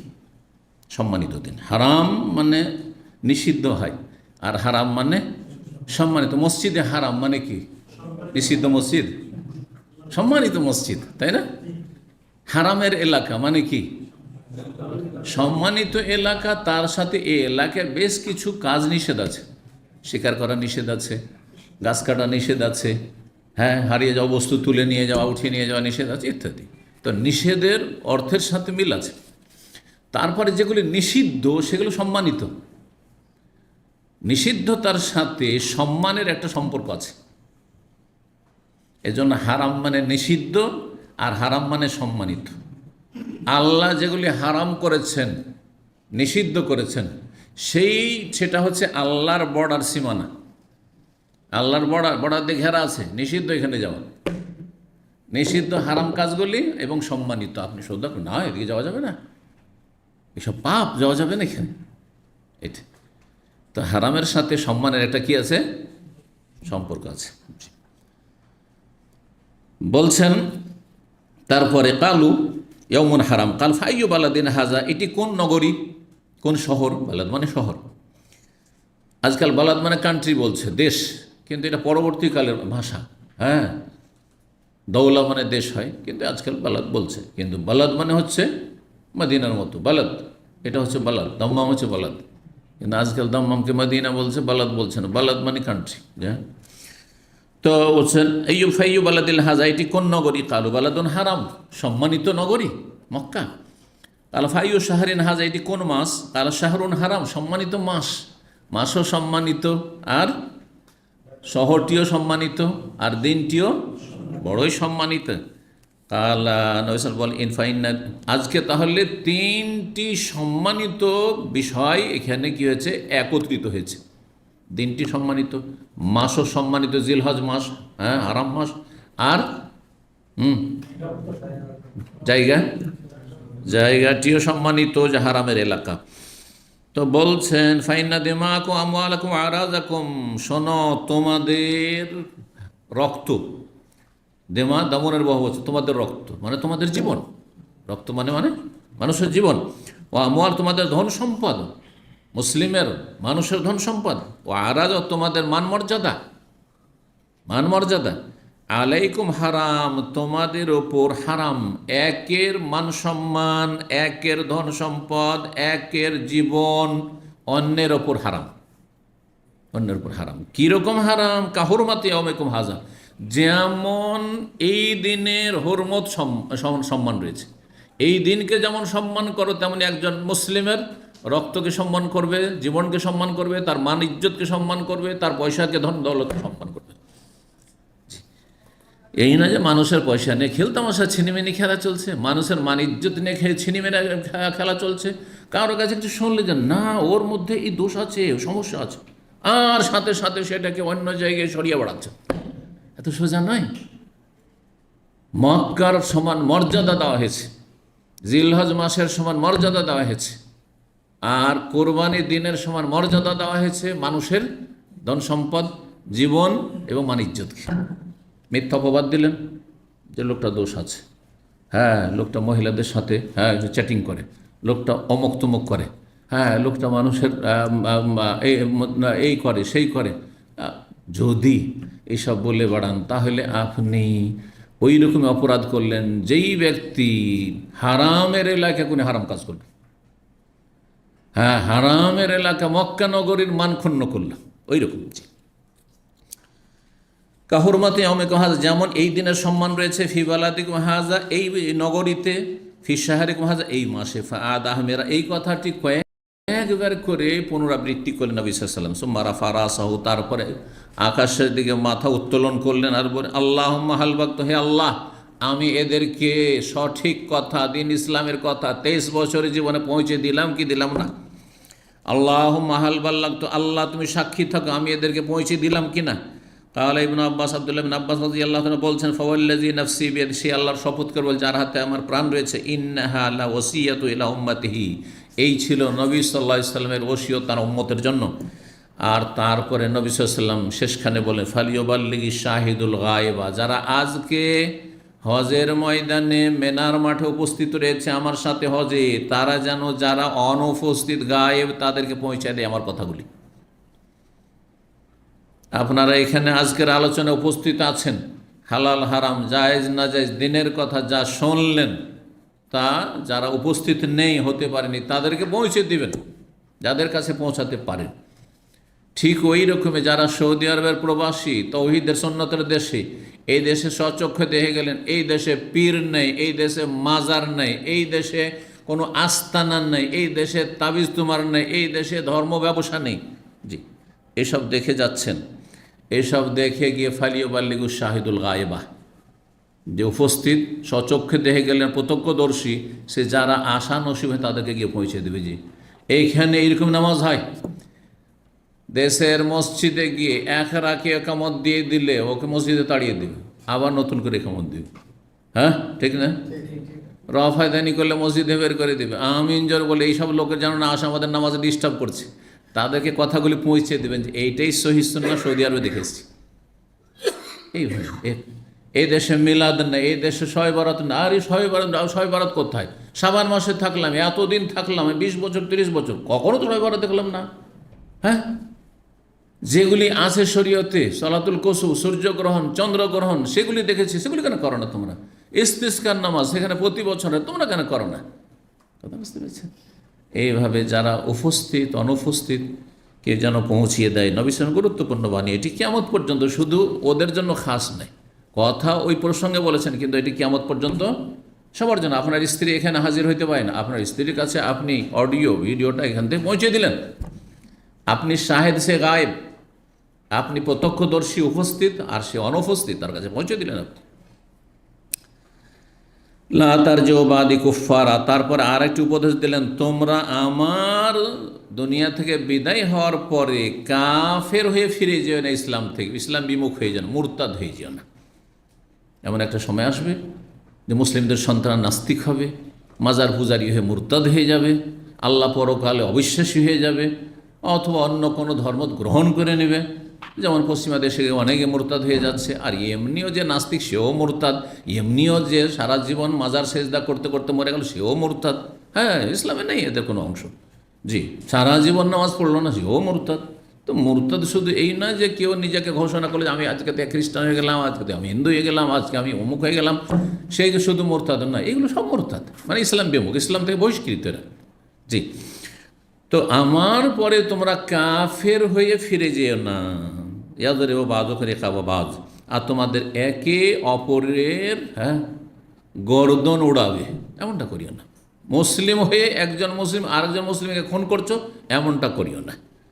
তাহলে এখানে হয় দুটি মাসলা, এই বাক্যটির কয়েকটি ব্যাখ্যা করা হয়েছে। একটি হচ্ছে যে দুটি কথা, একটা হয় আমার পরে তোমরা মুরতাদ হয়ে যেও না, যে এখন তো খুব ভালোই আছো, আর তারপরে যুগের আবর্তন বিবর্তনে এক সময় কী হয়ে গেলে মুরতাদ হয়ে গেলে। অনেকে এইরকম আছে, বাবু দাদা মাশাআল্লাহ কত মুসল্লি পরহেজগার ছিল আর ধার্মিক ছিল, আলেম পরিবারের, আর দেখা যাচ্ছে যে তার আগামী প্রজন্ম ছেলেরা বা ছেলের ছেলেরা মেয়েরা বেদিন হয়ে গেছে, বেদিন হয়ে গেছে। একজন আবার পরিচয় দিচ্ছে রাস্তায় আমাকে যে আমার দাদা খুব বড় আলেম ছিলেন, আর তাকে দেখে চিনাই জানা যে সে মুসলিম কিনা। আমি বললাম আপনার দাদা বড় আলেম ছিলেন, আলহামদুলিল্লাহ, আল্লাহ তাকে জান্নাত নসিব করুন, কিন্তু আপনি কোথায়? হ্যাঁ, আপনি আপনার দাদার কোনো লক্ষণ আলামত নিজের মধ্যে কিছু রাখতে পেরেছেন? যদি না রাখতে পারেন তো এই গর্ব তো কোনো কাজে আসবে না। হ্যাঁ, এইসব কথা বলা তো কোনো কাজে আসবে না। সুতরাং আপনি আপনার দাদার রাস্তায় চলুন, আর তার আগে রাসূলুল্লাহ রাস্তায় চলুন, যে পথের পথিক আপনার দাদা ছিলেন সেই পথ ধরুন আপনি। এটি একটি অর্থ যে তোমরা কাফের মোরতাদ হয়ে যাও না। আর আরেকটি কি, দ্বিতীয় মাসলা, যে তোমরা একে অপরকে খুন করবে না, মুসলিম মুসলিমকে খুন করবে না। কখনো মুসলিম কোনো মুসলিমকে খুন করতে পারে না, কাফের ক্ষেত্রে খুন করতে পারে না, একমাত্র যদি সরকারের নেতৃত্বে বৈধ জিহাদ হয়, বদর ওহদের মতো, খন্দকের মতো, মক্কাবে, সেটা ভিন্ন বিষয়। আর এই নয় যে কাফের সেই জন্য খুন করে না, হারাম, জান্নাতের সুগন্ধি পাবেন না, নবী সাল্লাল্লাহু আলাইহি ওয়াসাল্লাম বুখারী হাদিস রয়েছে। কাফেরকে মারলেও, জি, কাফেরকে মারা যায় না, নিরীহ কোনো মানুষকে মারা যায় না। আর যদি কারো মৃত্যুদণ্ড থাকেও, জানছেন যে এই লোক একজন মুসলিমকে খুন করেছে, আপনি খুন করতে পারেন না, সেটা সরকার যদি করবে, আর না করে সরকার জবাব দেবে যে কেসাস বাস্তবায়ন করলো না। আমি কেসাস করতে পারি না যে আপনার ভাইকে খুন করেছে, আমি ওকে খুন করে নেব না, এটা জায়েজ নয়। তাহলে ওরা এসে 10টা করে দিবে, তখন ফাসাদ সৃষ্টি হয়ে যাবে। কেন সরকার এই দণ্ডবিধানগুলি শুধু কায়েম করতে পারবে যাতে করে সামলাইতে পারে, হ্যাঁ, ভয়াবহ পরিণত না হয়, ফাসাদ সৃষ্টি না হয়। আর আপনি যদি বলবেন যে আমাদের বংশের মারবি একজন, আমরাও যে মারবে তাকে মেরে নেব, যদি এতটাই করেন ইসলামের আলোকে ভাবছেন যে এইটাই করলাম কেসাস, ও মেরেছিল খুন করেছে এই জন্য খুন করলাম, তো তারপরের দিন রাতের অন্ধকারে 2-4-10 জনের লাশ ফেলে দিতে তখন কী হবে? তারপরের দিন আপনারা গিয়ে 20 জন 30 জন 50 জন লাশ ফেলে দেবেন, বিশাল ফাসাদ সৃষ্টি হয়ে যাবে, তাহলে গৃহযুদ্ধ শুরু হয়ে যাবে, হবে না? এই জন্য কখনো ছাড়া হয়নি। হ্যাঁ, একটা আঙুলও কেটে কেসাস নিতে পারবেন না, যে একটা আঙুল কেটেছে আমি আঙুল কেটে নেব না, হারাম। সরকার করুক, সরকারের কাছে কেস করেন গিয়ে, আর সরকার বিচার করুক। তো এই একটি অর্থ। আরেকটি অর্থ হচ্ছে লা তারজিউ বাদি কুফারা, আমার পরে তোমরা এমন কাফের হয়ে ফিরে যেও না, মানে মোরতাদ হয়ে যেও না। আর মোরতাদ হয়ে গেলে হবে কি, একে অপরে মারামারি শুরু হবে, কারণ মোরতাদের শাস্তি হচ্ছে মৃত্যুদণ্ড। হ্যাঁ, মুসলিম, হ্যাঁ, আর কাফের যদি শক্তিশালী হয়ে যায়, মোরতাদরা শক্তিশালী হয়ে যায়, ধরেন মুসলিম সমাজের নাস্তিক মোনাফেকরা শক্তিশালী, তাহলে তারা তো ইসলামকে কোণঠাসা করছে। আজকাল যেমন অবস্থা, ইসলামের শত্রু যত মোনাফেক মুসলিম সমাজের, এত শত্রু বাইরের শত্রু নয়। কারণ বাইরের শত্রুগুলি এদেরকে ব্যবহার করছে ইসলামকে ধ্বংস করার জন্য। আমার কথা আশা করি বুঝতে পারছেন। ঘরের শত্রু যে ক্ষতিটা করতে পারে, বাইরের শত্রু পারে না, কারণ বাইরের শত্রু সজাগ যে ইহুদি, এটা খ্রিস্টান, তো এটা অমুক বিজাতি, হ্যাঁ, কিন্তু ঘরে, হ্যাঁ, আপনার বাবার নাম হচ্ছে আবদুল্লাহ আব্দুর রহমান, ওর বাবার নাম আবদুল্লাহ আব্দুর রহমান, ওই মুসলিম সমাজে বাস করে, ও ঈদ আর জুমা পড়ে, কিন্তু ভিতরে ইসলামের এত শত্রুতা রাখা আছে যে পত্র পত্রিকায় আর বিভিন্ন মিডিয়াতে ইসলামের বিরুদ্ধে লেখালেখি করছে, ইসলামকে ধ্বংস করছে, হ্যাঁ, পর্দার বিরুদ্ধে কাজ করছে, হ্যাঁ, মেয়েদেরকে রাস্তাঘাটে নামিয়ে দিয়েছে, উলঙ্গ করছে, দেশকে ধ্বংসের দিকে নিয়ে চলে যাচ্ছে, করছে না? এরাকে দিয়ে কাজ করছে কাফেরও তো আমাদের উপর চাপ দিতে আসে না কখনো, কিন্তু কাফেরদের যে টার্গেট আছে এগুলোকে ইউজ করছে, এই মুনাফিকগুলোকে, এই নাস্তিকগুলোকে, ইসলামের দুশমনগুলোকে, ঘরের দুশমনকে, এরা বেশি ক্ষতি করছে আমাদের। তো এইরকম পরিস্থিতি হবে। আর একটি অর্থ করা হয়েছে কুফার মানে বড় কাফের হয়ে যাওয়া নয়, এখানে ছোট কুফরি। ছোট কুফরি কি? বড় কুফরি হচ্ছে ইসলামের কোনো কিছুকে অমান্য করা, হ্যাঁ, কোনো কিছুকে সুস্পষ্ট বিষয়কে অমান্য করা, কুফর। কুফরের ব্যাপক অর্থ বড় কুফরি। ছোট কুফরি হচ্ছে নাশুকরি করা, অকৃতজ্ঞ হওয়া। তা লা তারজিউ বাদি কুফার, আমার পরে তোমরা অকৃতজ্ঞ হয়ে যেও না, এমন অকৃতজ্ঞ নাশুকর গুজার হয়ে যেও না যে এযরিবু বাযুকুম বাযা, এক মুসলিম আরেকজন মুসলিমের গর্দন ওড়াচ্ছে, একজন মুসলিম আরেকজন মুসলিমের বিরুদ্ধে মারামারি করছে, কলহ বিবাদ করছে, এমন করিও না। এটা তাহলে মুসলিমের সাথে যদি মারামারি করে আর হালালও যদি না মনে করে, হালাল মনে করলে যদি মনে করে যে মুসলিমকে খুন করা হালাল, তাহলে সে কাফের, মুরতাদ, মুসলমানই না সে। আর যদি মনে করে যে আমি আর রাগ বরদাস্ত করতে পারছি না, বা আমার দুনিয়ার স্বার্থের জন্য মারামারি করছি, কিন্তু মুসলিম মারামারি করা ঠিক নয়, তবু ফাসেক, চরম অপরাধী, বোঝা গেছে না? তো এটা নাশুকরি, এটা হচ্ছে কি আল্লাহর অকৃতজ্ঞতা, নাশুকরি করা। কেন? আল্লাহর নিয়ামত হচ্ছে মুসলিম ভাই ভাই, ইসলামিক ভ্রাতৃত্ব। ইন্নামাল মুমিনুনা, মুমিন মুসলিম চেনে আর না চিনি, ওর ভাষা বুঝি আর না বুঝি, আফ্রিকান মুসলিম, জাপানি মুসলিম, কোরিয়ান মুসলিম, আর সাদা মুসলিম, কালো মুসলিম, হ্যাঁ, যেখানে রাশিয়ার মুসলিম, যেখানকারই হোক না কেন, ভাই, কি ভাই। তাহলে ইসলামিক ভ্রাতৃত্ব যেটা ব্রাদারহুড, ইসলামিক ভ্রাতৃত্ব, এটি আল্লাহর নিয়ামত, আল্লাহর দান, এটা দিয়েছেন। ফাসবাহতুম বিনি'মাতিহি ইখওয়ানা, আল্লাহ বলছেন আল্লাহর নিয়ামতে তোমরা ভাই ভাই হয়ে গেছে। ঈমান ইসলামের বন্ধন এত যে মায়ের পেটের ভাই আপনার সাথে জান্নাতে যেতে পারবে না যদিও বেদিন হয়, কিন্তু ইসলামী ভাই সব যেমন এখানে বসে আছে, ওখানে জান্নাতে আলা সরের মুতাকাবিল, সামনাসামনি মুখোমুখি আসনে বসে থাকবেন, সবাই বসে থাকবে না, জান্নাতের নিয়ামত পাবেন। এরাই হবে জান্নাতের সাথী সঙ্গী ইনশাআল্লাহ। আল্লাহ যেন কবুল করে। কথা বোঝা গেছে? এই বন্ধন অতক্ষণ নষ্ট হয় না যতক্ষণ পর্যন্ত ঈমান ইসলাম থাকে। ইমানি ভ্রাতৃত্ব, আপনি যতক্ষণ মুসলিম আছেন, আমি যতক্ষণ মুসলিম, আমাদের এই ভাই ভাইয়ের সম্পর্ক কখনো ছিন্ন হবে না। কিন্তু মায়ের পেটের ভাইয়ের দুনিয়ার স্বার্থে জমি জায়গায় ছোট ভাই বড় ভাই কেউ বেমানি করে নিল, আর ওর সাথে ওমা ভাই ভাই না, কোনো সম্পর্ক নেই, কোনো সম্পর্ক নেই, তাই না? কিন্তু আমি অমুক মুসলিমের সাথে আমি সম্পর্ক রাখি না বললেও সম্পর্ক থাকবে। এইটি আল্লাহর বড় নিয়ামত। আল্লাহর নিয়ামত হচ্ছে ইসলামী ভ্রাতৃত্ব। আর আপনি যখন মুসলিম হয়ে মুসলিমের সাথে মারামারি করলেন, তাহলে এই ভ্রাতৃত্বের যে নিয়ামত সেটার কি করলেন? হক আদায় করলেন, নাশুকরি করলেন, অকৃতজ্ঞতা যেন আপনি প্রকাশ করলেন। এই জন্য কুফারান মানে কুফরান নেমা, লা তারজুবাদি কুফার, আমার পরে তোমরা নাশুকর গুজার হয়ে যাও না, অকৃতজ্ঞ নিমক হারাম হয়ে যাও না। সহজ ভাষা একবার আমাদের দেশি ভাষা, আমার পরে তোমরা এমন নিমক হারাম হয়ে যেও না যে এক মুসলিম আর এক মুসলিমের সাথে মারামারি করছো। 1740 নম্বর হাদিস, জাবের ইবনে যায়েদ বর্ণনা করছেন। এটি জাবের বিন যায়েদ, তিনি বলছেন সামিত ইবনে আব্বাস থেকে শুনেছি, সামিয়ত নবী, তিনি বলছেন আমি নবী সাল্লাল্লাহু আলাইহি ওয়াসাল্লামের কাছে শুনেছি, ইয়াখতুবু বি আরাফাত, তিনি আরাফার ময়দানে খুতবা দিয়েছেন।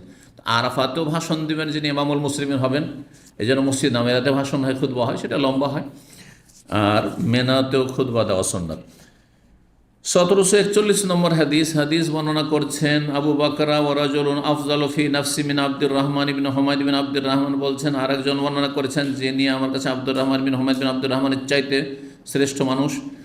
আর দুইজনে বর্ণনা করেছেন আবু বাকরা থেকে। তো আবু বাকরার ছাত্র হচ্ছেন আব্দুর রহমান বিন আবু বাকরা, আর আরেকজন বলছেন খাতাবারান নবী ইয়াউমান নাহর, নবী সাল্লাল্লাহু আলাইহি ওয়াসাল্লাম আমাদের সামনে ভাষণ দিলেন কুরবানির দিনে। আর বললেন আতাদুরুন আইয়ু ইয়াউমিন হাযা, ওই আগের হাদিসটি অন্য ভাষা দিয়ে এসছে, সেখানে বালাদুন হারামুন শাহরুন হারামুন ইয়াউমুন হারাম, সম্মানিত দিন, সম্মানিত মাস, সম্মানিত নগরী। আর এইখানে বিস্তারিত একটু এসছে।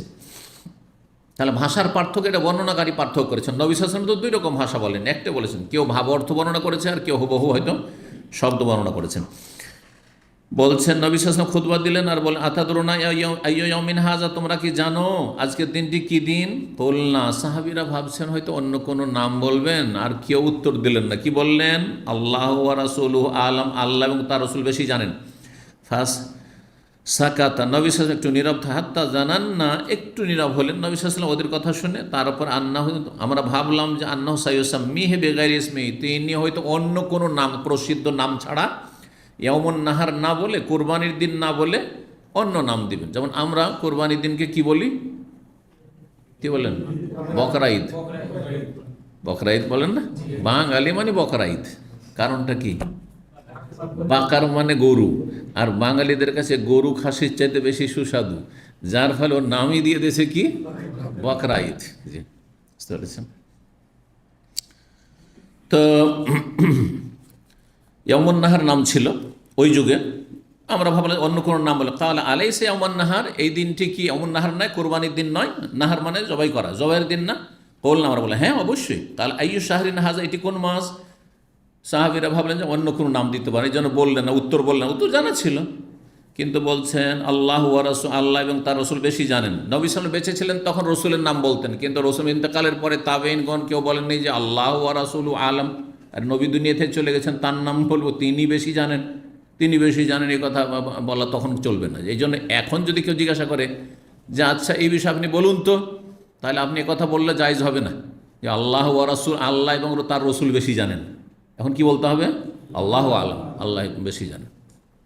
কিন্তু নবী সাল্লাল্লাহু আলাইহি ওয়াসাল্লাম যখন বেঁচে আছেন তখন তিনি জবাব দেওয়ার জন্য আছেন, হ্যাঁ আমাদের সামনে আছেন, সাহাবায়ে কেরামদের মাঝে আছেন, আর আল্লাহ বেশি জানেন আর রসুল বেশি জানেন, তখন বলছেন। কিন্তু নবী কবরে যাওয়ার পরে আল্লাহ ওয়া রাসূল আলাম বলা জায়েজ নয়। জি, বলছেন তারপরে যে আমরা ভাবলাম, নবী সাল্লাল্লাহু আলাইহি ওয়াসাল্লাম যখন চুপ হয়ে গেলেন আমাদের কথা শুনে, তো অন্য কোনো নাম দিবেন। কাল আলাইসা জুল হাজ্জাও বলা হয়, জুল হিজ্জাও বলা হয়, দুটো পড়া হয়। এটা কি জিলহজ মাস নয়? কল্লা বলা, আমরা বললাম হ্যাঁ অবশ্যই। কালা আইয়ু বালাদিন হাজা, এটি কোন শহর? কল্লা, আমরা বললাম আল্লাহু ওয়া রাসূল, আল্লাহ এবং রাসূল বেশি জানেন। ফাসাকাতা, নবী সাল্লাল্লাহু আলাইহি ওয়াসাল্লাম চুপ থাকলেন। হাত্তা জানান্না সাইয়ুসাম্মিহি বিগাইরি, আমরা চিন্তা করলাম যে হয়তো নবী সাল্লাল্লাহু আলাইহি ওয়াসাল্লাম আর অন্য কোনো নতুন নাম দেবেন। ফাকাল আলাইসাত বিল বালদাতিল হারাম, এটি সম্মানিত নগরী না? মক্কার মেলাগুলির নাম রয়েছে, মদিনার বেশ কিছু নাম রয়েছে, মক্কার বেশ কিছু নাম রয়েছে। তার মানে মক্কার একটি নাম হচ্ছে মক্কা, এটা সবাই জানেন তাই না? মক্কা, ওর সাথে লাগে মোকাররমা বলছে, মানে সম্মানিত। মক্কা মোকাররমা, মক্কায় মুআজ্জামা না লাগাচ্ছেন, কিন্তু নাম হচ্ছে শুধু মক্কা। মক্কার একটি নাম কোরআনে কারিমে রয়েছে, ইন্না আউওয়ালা বাইতিন ওয়ুদিআ লিন-নাসি লাল্লাযী বিবাক্কা। মক্কার জায়গায়, ময়ের জায়গায় বাক্কা, কিন্তু এটা কেউ বলে না আজকাল। আলেমরা ছাড়া আর আয়াত যে পড়বে সে জানবে শুধু, হ্যাঁ, যার আয়াত সম্পর্কে নলেজ আছে। একটি আয়াতে আছে, কোরআনে নাম আছে। মক্কার নাম হচ্ছে লিতুনজিরা উম্মাল কোরা ওয়া মান হাওলাহা। উম্মুল কোরা সমস্ত জনপদের মূল। সারা দুনিয়াতে যত গ্রাম গঞ্জ রয়েছে, শহর রয়েছে, সবের মূল শহর হচ্ছে মক্কা, সেন্টার, কেন্দ্র, প্রাণ কেন্দ্র। উম্মুল কোরা ইউনিভার্সিটি এই নামে রয়েছে। আর এই নাম বালদা, মক্কার নাম হচ্ছে একটি, হ্যাঁ, বালদা, আল বালাদুল হারাম, এগুলির নাম মক্কার। তো বলছেন এই যে বালদা, আল বালদাতুল হারাম কি নাম? কলনা বলা, আমরা বলে হ্যাঁ, এই শহরকে বালদা বলা হয়। কালা মানে নগরী, নগরীর মতো নগরী। জি, যেমন কেউ বলছে আমি সিটিতে যাচ্ছি, আর দেশে একটাই সিটি আছে, বাকিগুলো সব টাউন, তাহলে কি বুঝবেন? সিটি আর টাউনে পার্থক্য বুঝেন তো? না বুঝলে তো আবার দুনিয়াও বুঝাবো নাকি? হ্যাঁ, সিটি আর টাউন। তো ঢাকা সিটি, চিটাগাং সিটি, এরকম একটা সিটি, ধরেন একটা সিটি আছে। কোথায় যাচ্ছেন? সিটিতে যাচ্ছেন, সবাই বুঝবে যে ঢাকা সিটি যাচ্ছি, তার মানে, হ্যাঁ, তাই না? রাজধানী তো একটাই, তো রাজধানী যাচ্ছি, তার মানে রাজধানী মানে ঢাকা যাচ্ছি। জি, ঢাকা না বললো, ঠিক ওই রকমই। তো নবী সাহেব তারপরে বললেন, ফাইন্না দিমাকুম আমওয়ালাকুম আলাইকুম হারামুন কাহুরমাতি ইয়াউমিকুম হাযা ফি শাহরিকুম হাযা ফি বালাদিকুম হাযা। এটা তরজমা আগে করলাম। ইল্লা ইয়াউমে তালকাউনা রাব্বাকুম, যতদিন পর্যন্ত তোমাদের রবের সাথে সাক্ষাৎ না করো, ততদিন পর্যন্ত তোমাদের জীবন, তোমাদের ধন সম্পদ, তোমাদের মান ইজ্জত, হ্যাঁ, একের অপরের ওপর হারাম, সম্মানিত। ওই রকম সম্মান করবে, যেমন মক্কাকে সম্মান করো, যেমন কুরবানি দিনকে সম্মান করো, ওই রকম। এমনকি কাবা ঘরকে যেমন সম্মান করা, কাবা ঘরের সাথে মর্যাদা করা হয়েছে মুমিনের জীবনকে। জি, আলা হাল বাল্লাগ, তো নবী সাল্লাল্লাহু আলাইহি ওয়াসাল্লাম বলে শোনো, আলা মানে শোনো, হারফে তাম্বি, হাল বাল্লাগ, তো আমি কি পৌঁছে দিলাম তোমাদেরকে, না কিছু বাকি থাকলো? কালু, সাহাবীর এক বাক্যে বললেন হ্যাঁ অবশ্যই আপনি পৌঁছে দিলেন। কাল আল্লাহুম্মা শাহিদ, আল্লাহ তুমি সাক্ষী থাকো। আঙ্গুল উঁচা করে বললেন আল্লাহ তুমি সাক্ষী থাকো। এরা বললো যে হ্যাঁ পৌঁছে দিয়েছি। কিয়ামত হাসর মাঠে আসামির কাঠগড়ায় যেন হাজির না হয় যে তুমি ঠিক করে পৌঁছাওনি। ফালিয়াবাল্লিগু শাহিদুল গায়েব, যারা উপস্থিত অনুপস্থিত যেন পৌঁছে দেয়। ফারুব্বা মুবাল্লাগিন আও আমিন সাম, এখানে অতিরিক্ত আরেকটু আসলো, কেন আপনারা যারা উপস্থিত আর অনুপস্থিতকে পৌঁছে দেবেন, এতে অনেক লাভ আছে। হতে পারে আপনি ভালো কথাটি, দিনের কথাটি পৌঁছে দেওয়ার পরে ভুলে গেছেন, কারণ স্মৃতিশক্তি আপনার দুর্বল, কিন্তু আপনার এই স্ত্রী স্মৃতিশক্তি মাশাআল্লাহ, সে কিন্তু সংরক্ষণ করে রেখেছে। হয় অনেক সময় আমরা এত কথা বলি, অনেকে বলে যে আপনি একটা বক্তব্যে এই কথা বলেছেন, আমার মনেই নেই হয়তো যে কথা বলেছি। হতে পারে, আমি তো অনেক কথা বলছি, আপনি তো দুই একটা মুখস্থ রাখছেন, তো দু চারটা এখানে মেমোরি, তার আমার এতগুলি, তো স্বাভাবিক তাই না? তো তারপরে স্মৃতিশক্তি সবার সবসময় একরকম থাকে না, আর স্মৃতিশক্তি সবগুলি একই রকম কেউ ধারণ করেন। আপনি একটাকে গুরুত্ব দিয়ে মুখস্থ করেন, সেটাকে অন্য কেউ গুরুত্ব দেয়নি, বোঝা গেছে? আর মানুষ একই মেধার নয়, সেই জন্য বলছেন ফারুব্বা মোবাল্লাগিন, অনেক সময়, রুব্বা মানে অনেক সময় মোবাল্লাগ, যাকে পৌঁছানো হইলো কথাটি পরবর্তীতে অনুপস্থিত ছিলেন, পরে পৌঁছে দিয়েছেন আপনি। আও আমিন, যিনি সরাসরি শ্রবণকারী শুনেছিলেন, তার চাইতে বেশি সংরক্ষণকারী। আপনি মনে রাখতে পারলেন না, কিন্তু আপনার ছেলে মেয়ে কথাগুলি মনে রাখলো, আপনার গ্রামবাসী কথাগুলি মনে রাখলো। আপনি না বলেছেন হ্যাঁ যে নিয়ত পড়া বেদাত, আপনি না বলেছেন যে এটা করা ঠিক নয়, আপনি না বলেছেন যে বাম হাতে হেলান দিয়ে, নিয়ত আর ওই শবে বরাত এগুলো তো সহজ কমন জিনিস, কিন্তু কিছু কিছু মশলা আছে অনেক সময় আপনার বলার পরে মনে থাকবে না। যেন বাম হাতে ভর দিয়ে বসা নিষেধ আছে হাদিসে, হাদিস সহিহ আবু দাউদের। বাম হাতে ভর দিয়ে অনেকে বসে থাকেন এরকম, আর বসতেও ভালো লাগে, কিন্তু বাম হাতে ভর দেওয়া বয়া নিষেধ আছে। আপনি হয়তো শুনেছেন এখানে, আর তারপরে গিয়ে বলেছেন, আর তারপর ভুলে গেছেন, আবার খেতে বসছেন, তখন বাম হাতে। অনেক ভদ্রলোক খেতে বসেন, খাচ্ছে ডান হাতে খাচ্ছে, বাম হাতে ভর দিয়ে, দেখেছেন না? দেখেন না, হাদিসে নিষেধ আছে। এই বসাকে আল্লাহ পছন্দ করেন না, এই বসাতে স্বাস্থ্যগত অবশ্যই ক্ষতি আছে, না হলে নবী সাল্লাম কেন নিষেধ করবে? ডান হাতে ভর দেওয়াকে নিষেধ করেননি নবী সাল্লাম। জি, তো যাই হোক, এই কথাই বলেন নবী সাল্লাল্লাহু আলাইহি ওয়াসাল্লাম যে কখনো কখনো যাকে পৌঁছালেন, যে পরে জানলো, হ্যাঁ, সে আগে জানা লোকের চাইতে বেশি কি করলো, সংরক্ষণ করলো। ইমাম বুখারীর ওস্তাদের চাইতে ইমাম বুখারী বড় বড় ইমাম। আমার বহু ওস্তাদ আছে, সেসব ওস্তাদ চাইতে আমাকে আল্লাহ একটু বেশি ইলম দিয়েছেন, কিন্তু এমনও আছে যে আমার চাইতে বেশি, দুই রকম আছে, আছে না নেই? আমি যাদের কাছে ধরেন লেখাপড়া করেছি প্রথম দিকে অথবা বিভিন্ন স্তরে, সবাই কি আমার চেয়ে বড় ছিলেন? ওস্তাদ মানে সবাই বড় হবে জরুরি নাই। তাহলে এই যে কথাগুলি পৌঁছে দিয়েছেন যেই সময়, সেই কথাগুলি অনেক সময় ওরা মনে রাখেনি, কিন্তু আমি মনে রাখছি পরে, হয়তো উদাহরণস্বরূপ আর কি এই কথা বলছেন নবী সাল্লাল্লাহু আলাইহি ওয়াসাল্লাম। এই জন্য পৌঁছে দেওয়ার ক্ষেত্রে কৃপণতা করিও না। পৌঁছে দেওয়া হতে পারে তোমার মনে থাকলো না, কিন্তু ওর মনে থাকলো, যাকে পৌঁছে দিলে ফায়দা হলো, সে বহু লোককে পৌঁছালো। আপনার মাধ্যমে হয়তো 5টা লোক হেদায়েত হলো না, কিন্তু আপনি যাকে, আপনার মাধ্যমে যে হেদায়েত হয়েছে, তার মাধ্যমে হাজার হাজার মানুষ হেদায়েত হয়ে গেল। হচ্ছে না? হচ্ছে না? অবশ্যই হচ্ছে। 1742 নম্বর হাদিস। তারপরে ফালাতার জোবাদি কোফান ইয়াদের বাদুমরে কাবাদের বিস্তারিত ব্যাখ্যা করে দিচ্ছি। তোমরা আমার পরে কাফের হয়ে ফিরে যেও না, আরে তোমরা মুসলিম হয়ে একে অপরের গর্দন উড়াবে বা মানে খুন করবে। 1742 নম্বর হাদিস বিন ওমর রাদিয়াল্লাহু তাআলা বর্ণনা করেছেন, ওই আগের হাদিসটি মেনাই বলেছেন নবী সাল্লাল্লাহু আলাইহি ওয়াসাল্লাম, আতাদরি আইয়ু ইয়াউমিন হাযা, তুমি জানো এটা কোন দিন? কালু আল্লাহু ওয়া রাসূলুহু আলাম কালা ফা ইন্না হাযা ইয়াউমুন হারাম, এটি সম্মানিত দিন। ফাতাদরুনা আইয়ু বালাদিন হাযা, এটি কোন শহর? কালু আল্লাহ রাসূল আলা কালা বালাদুন হারাম, এটি হচ্ছে সম্মানিত নগরী। আফাতাদরুনা, তোমরা কি জানো আইয়ু শাহরিন হাযা, এটি কোন মাস? কালু আল্লাহ রাসূল আলাম কালা শাহরুন হারাম, এটি হচ্ছে সম্মানিত মাস মানে জিলহিজ্জা। কালা ফা ইন্নাল্লাহা হারামা আলাইকুম দিমাআকুম ওয়া আমওয়ালাকুম ওয়া আরাদাকুম কাহুরমাতি ইয়াউমিকুম হাযা ফি শাহরিকুম হাযা ফি বালাদিকুম হাযা। ব্যাস, আগের হাদিসটি। তারপরে বলছেন যে ওয়াকাফান নবী সাল্লাল্লাহু আলাইহি ওয়াসাল্লাম, নবী সাল্লাল্লাহু আলাইহি ওয়াসাল্লাম অবস্থান করছে ইয়াউমান নাহর, কুরবানির দিন, বাইনাল জামারাত, জামারাতগুলির মাঝ, জামারাত বহু বচন, এই যে 3টি জামারা, ওর মাঝামাঝি কোনো জায়গায় নবী সাল্লাল্লাহু আলাইহি ওয়াসাল্লাম উটের পিঠে অবস্থান করছিলেন। ফিল হাজ্জাতিল্লাতি হাজ্জা বেহাজা, যেই হজ নবী সাল্লাল্লাহু আলাইহি ওয়াসাল্লাম করেছেন। কয়টি হজ করেছেন? ইসলামের ইতিহাসে নবী সাল্লাল্লাহু আলাইহি ওয়াসাল্লাম শুধুমাত্র একটি হজ করেছেন। কারণ 8ম হিজরি পর্যন্ত তো 23 বছরের মধ্যে 20-21 বছর কাফেরদের দখলেই তো মক্কা থেকে গেল, তাহলে হজ করার প্রশ্ন ওঠে না। আর নবী হওয়ার আগে তো জাহিলি যুগই ছিল, ইসলামই আসেনি, কোরআনই নাজেল হয়নি, তাই না? হজের বিধানই নাজেল হয়নি।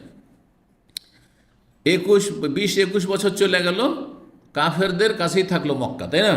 তাহলে হজ করার সম্ভব হলো না। তারপরে যে 2 বছর, এর মধ্যেই নবী সাল্লাল্লাহু আলাইহি ওয়াসাল্লাম একটি হজ করেছেন। জীবনের নবী সাল্লাল্লাহু আলাইহি ওয়াসাল্লাম একটি হজ করেছেন। কয়টি উমরা করেছেন? 4টি উমরা করেছেন। আপনার আমার শত শত উমরা, নবী সাল্লাল্লাহু আলাইহি ওয়াসাল্লাম একটা উমরা সমান হবে? তাহলে কোয়ালিটি হইতে হবে, শুধু উমরা করলে হবে না, হ্যাঁ, কোয়ালিটির উমরা হইতে হবে।